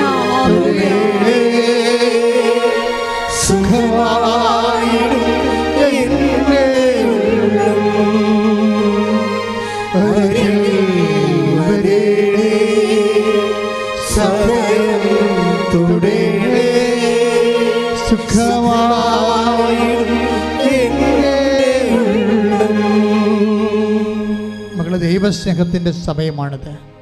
ഹൃദയത്തിൽ സ്നേഹം നിറയാൻ, മനസ്സിൽ വിശ്വാസം നിറയാൻ കണ്ണീരോടെ പ്രാർത്ഥിക്കുക. എന്തെങ്കിലും തെറ്റുകുറ്റങ്ങൾ വന്നു പോയിട്ടുണ്ടെങ്കിൽ കർത്താവിന് മാപ്പ് ചോദിച്ചുകൊണ്ട് ഉടമ്പടിക്ക് ചേർന്ന സൂക്ഷ്മത, ജീവിത സൂക്ഷ്മത പുലർത്താൻ വേണ്ടി കർത്താവിനോട് പ്രതിജ്ഞ ചെയ്യുക. ഇപ്പോൾ അനുഗ്രഹത്തിൻ്റെയും കൃപയുടെയും സമയമാണ്. കർത്താവെ, ഇപ്പോഴ് ആന്തരിക അവയവങ്ങൾ സുഖപ്പെടുത്താൻ വേണ്ടി പ്രാർത്ഥിക്കുന്ന സമയമാണ്. കരള്, ലിവറ്, അതുപോലെ തന്നെ ആന്തരിക അവയവങ്ങൾ, കുടലുകൾ, അൾസറ്, അരിസസ്, PCOD, അതുപോലെ രക്തം മാർന്നു പോകുന്ന അസുഖങ്ങൾ, അതുപോലെ തന്നെ മക്കൾ ഇല്ലാത്തവർ, അടിവയറ്റിൽ ക്യാൻസർ ഉള്ളവർ, സിസ്റ്റുകളുള്ളവർ, ശിരസിൽ ഹാമറേജ് ഉള്ളവർ, അതുപോലെ തന്നെ ശിരസിൽ ബ്ലോക്ക് ഉള്ളവർ, ഇങ്ങനെ ഓരോ മനുഷ്യർക്ക് വേണ്ടി തളർന്ന് കിടക്കുന്നവർ, അവരെല്ലാം നിങ്ങൾ ഓർക്കുക. അവർക്കെല്ലാം വേണ്ടി പ്രാർത്ഥിക്കുന്ന സമയമാണ്. കർത്താവേ, കരുണ തോന്നണമേ. അങ്ങയുടെ മുൾക്കിഴത്തെ ഓർത്തുകൊണ്ട് അങ്ങയുടെ മക്കളോട് കരുണ തോന്നണമേ. അങ്ങയുടെ തിരുവിലാവിലെ മുറിവിനെ ഓർത്തുകൊണ്ട് അങ്ങയുടെ മക്കളോട് കരുണ തോന്നണമേ. അങ്ങയുടെ പഞ്ചക്ഷതങ്ങളെ ഓർത്തുകൊണ്ട് മക്കളോട് കരുണ തോന്നണമേ. നിന്റെ കുരിശ് യാത്ര ഓർത്തുകൊണ്ട് മക്കളോട് കരുണ തോന്നണമേ. നിന്റെ കുരിശ് തറഞ്ഞു കിടന്ന മരിഞ്ഞു തീർന്ന കാര്യങ്ങൾ ഓർത്തുകൊണ്ട് മക്കളോട് കരുണ തോന്നണമേ.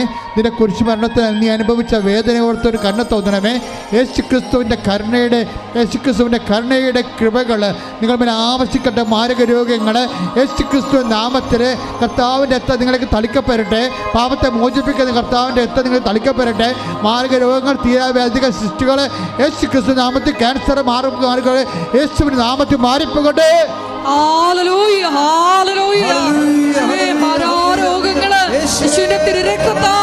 സൗഖ്യമാക്കപ്പെടുവാൻ ഞങ്ങൾ പ്രാർത്ഥിക്കുന്നു.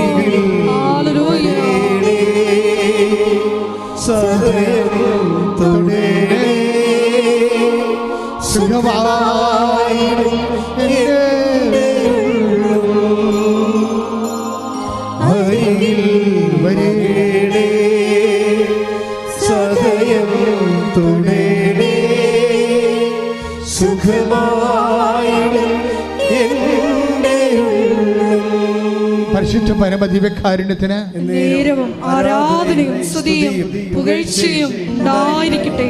ഉടമ്പടിയുടെ മറ്റ് ജീവിത സാഹചര്യങ്ങൾ, മക്കളില്ലാത്തവരെ, വിവാഹം ഒത്തുവരാത്തവർ, ജപ്തി നടപടി നേരിടുന്നവർ, സാമ്പത്തിക ബാധ്യതയുള്ളവർ, ഓഫർ ലെറ്റർ വന്നൊരു വിസ വരാത്തവർ, അതേസമയം തന്നെ അന്യരാജ്യങ്ങളിൽ ജയിലിൽ കുടുങ്ങിപ്പോയവർ, അവിടെ സ്ഥലം കിട്ടാത്തവർ, വീട് കിട്ടാത്തവർ, ജോലി കിട്ടാത്തവർ, ജോലി നഷ്ടപ്പെട്ടവർ, തിരിച്ചു പോരേണ്ടി വന്നിരിക്കുന്നവർ, നാട്ടിൽ തന്നെ ജോലി മുടങ്ങിപ്പോയവർ, ജോലി ഇല്ലാത്തവർ, സാമ്പത്തിക ബാധ്യതകൾ വിഷമിക്കുന്നവർ, തൊഴിൽ സ്വന്തമായിട്ട് ചെയ്തുകൊണ്ടിരിക്കുന്ന തൊഴിലുകൾ നഷ്ടപ്പെടാൻ പോകുന്നവർ, അതിന് വേണ്ടത്ര വരുമാനമില്ലാത്തവർ, ജീവിക്കാൻ മാർഗമില്ലാതെ വേദനിക്കുന്നവർ, ഈ നിമിഷം കർത്താവ് കണ്ണീരോടെ പ്രാർത്ഥിക്കുന്ന ശ്രുതികട്ടെ ഹല്ലേലൂയ.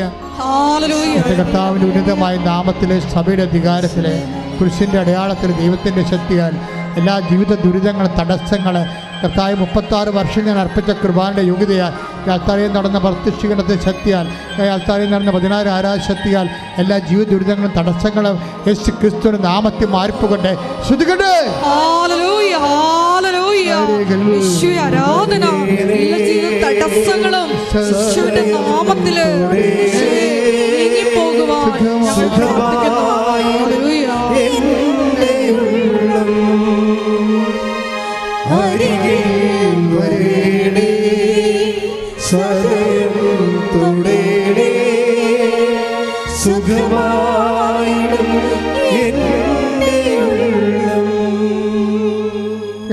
എപ്പിലെപ്സി രോഗങ്ങൾ, അപസ്മാര രോഗങ്ങൾ, ഓട്ടിസം രോഗങ്ങൾ, ഹൈപ്പർ ആക്ടിവിറ്റി, ഗർഭസ്ഥ ശിശുവിനുണ്ടായിരിക്കുന്ന ആന്തരിക വിഷയങ്ങൾ, ബെഡിനായി കിടക്കുന്ന ബെഡ് റെസ്റ്റ് പറഞ്ഞിരിക്കുന്ന ഗർഭിണികൾ, അവരുടെ സുഖപ്രസവത്തിന് വേണ്ടി, കുഞ്ഞുങ്ങളെ ഓർത്ത് കുട്ടികളുടെ ഐസിയുവിൽ കിടക്കുന്ന അഡ്മിറ്റ് ചെയ്തിരിക്കുന്ന കുഞ്ഞുങ്ങൾ, അവരെല്ലാം ഓർത്ത് പ്രാർത്ഥിക്കുന്ന സമയമാണ്. പിരിയാൻ പോകുന്ന ഭർത്താക്കന്മാരും ഭാര്യമാരും ദൈവത്തിന് നിരക്കാത്ത ജീവിതത്തിലേക്ക് മാനസിക സമ്മർദ്ദങ്ങൾ കൊണ്ടും മറ്റുള്ളവരുടെ സമ്മർദ്ദങ്ങൾ കൊണ്ടും വിശുദ്ധിയില്ലാത്തവരുടെയും ദൈവത്തെ മാനിക്കാത്തവരുടെയും പണക്കൊതിയന്മാരുടെയും കൊതിച്ചുകളുടെയും താല്പര്യങ്ങൾ കൊണ്ട് കൂദാശയെ അപമാനിക്കുന്നവരും കൂദാശ ജീവിതത്തെ അപമാനിക്കുന്നവരും അവരുടെ മാനസാന്തരം ഉൾപ്പെടെ കർത്താവിൻ്റെ കൃപയ്ക്ക് വേണ്ടി സമർപ്പിച്ചുകൊണ്ട് ദൈവികമായ ഇടപെടലുകൾ നിന്നെ കണ്ണീരിലാഴ്ത്തുന്ന ഓരോ വിഷയങ്ങളുടെ മേലും കർത്താവ് ഇടപെടുന്ന മാതാവ് മധ്യസ്ഥം വഹിക്കുന്ന സ്വർഗീയ നിമിഷങ്ങൾക്കായി സ്തുതിക്കട്ടെ. ആരാധന.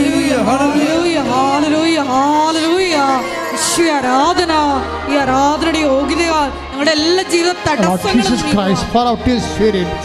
touch with the fire finger, soak with the precious blood, and peace is spirit, and with the authority of the Catholic Church, the power of Jesus Christ, with the metters of the Holy Priesthood, and bless us by you, the grace and peace and power and healing. The name of Jesus Christ is coming to judge for the living and dead, led by fire. Amen. Hallelujah, hallelujah, hallelujah. Aradhana, hallelujah. Sadayam tudere സുഖമായിടും എൻ്റെ ഉള്ളം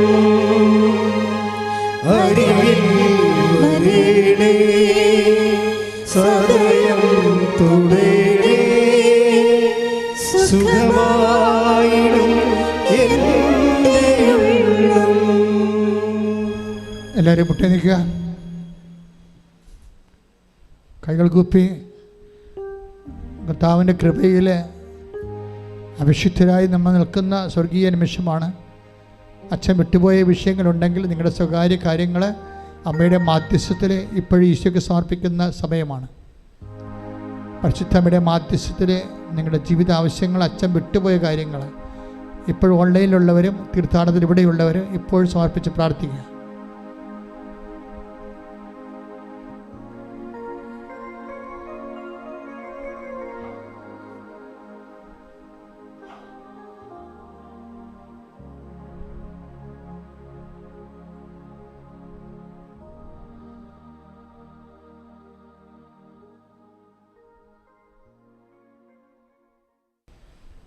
ഇപ്പോൾ സമാപന ആശീർവാദത്തിൻ്റെ സമയമാണ്. മുട്ടേ നിൽക്കുക.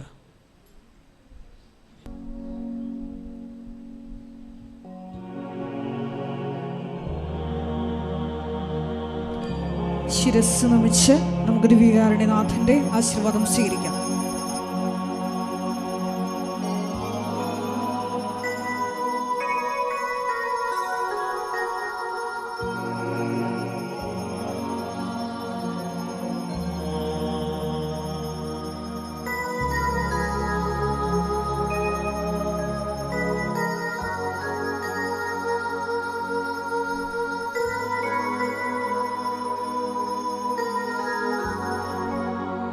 പരിശുദ്ധ പരമമാ ദിവ്യകാരുണ്യമേ എന്നും എന്നും അങ്ങേയ്ക്കാരാധന.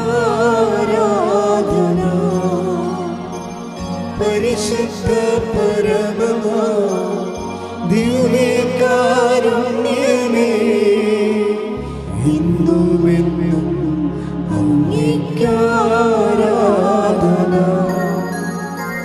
പരിശുദ്ധ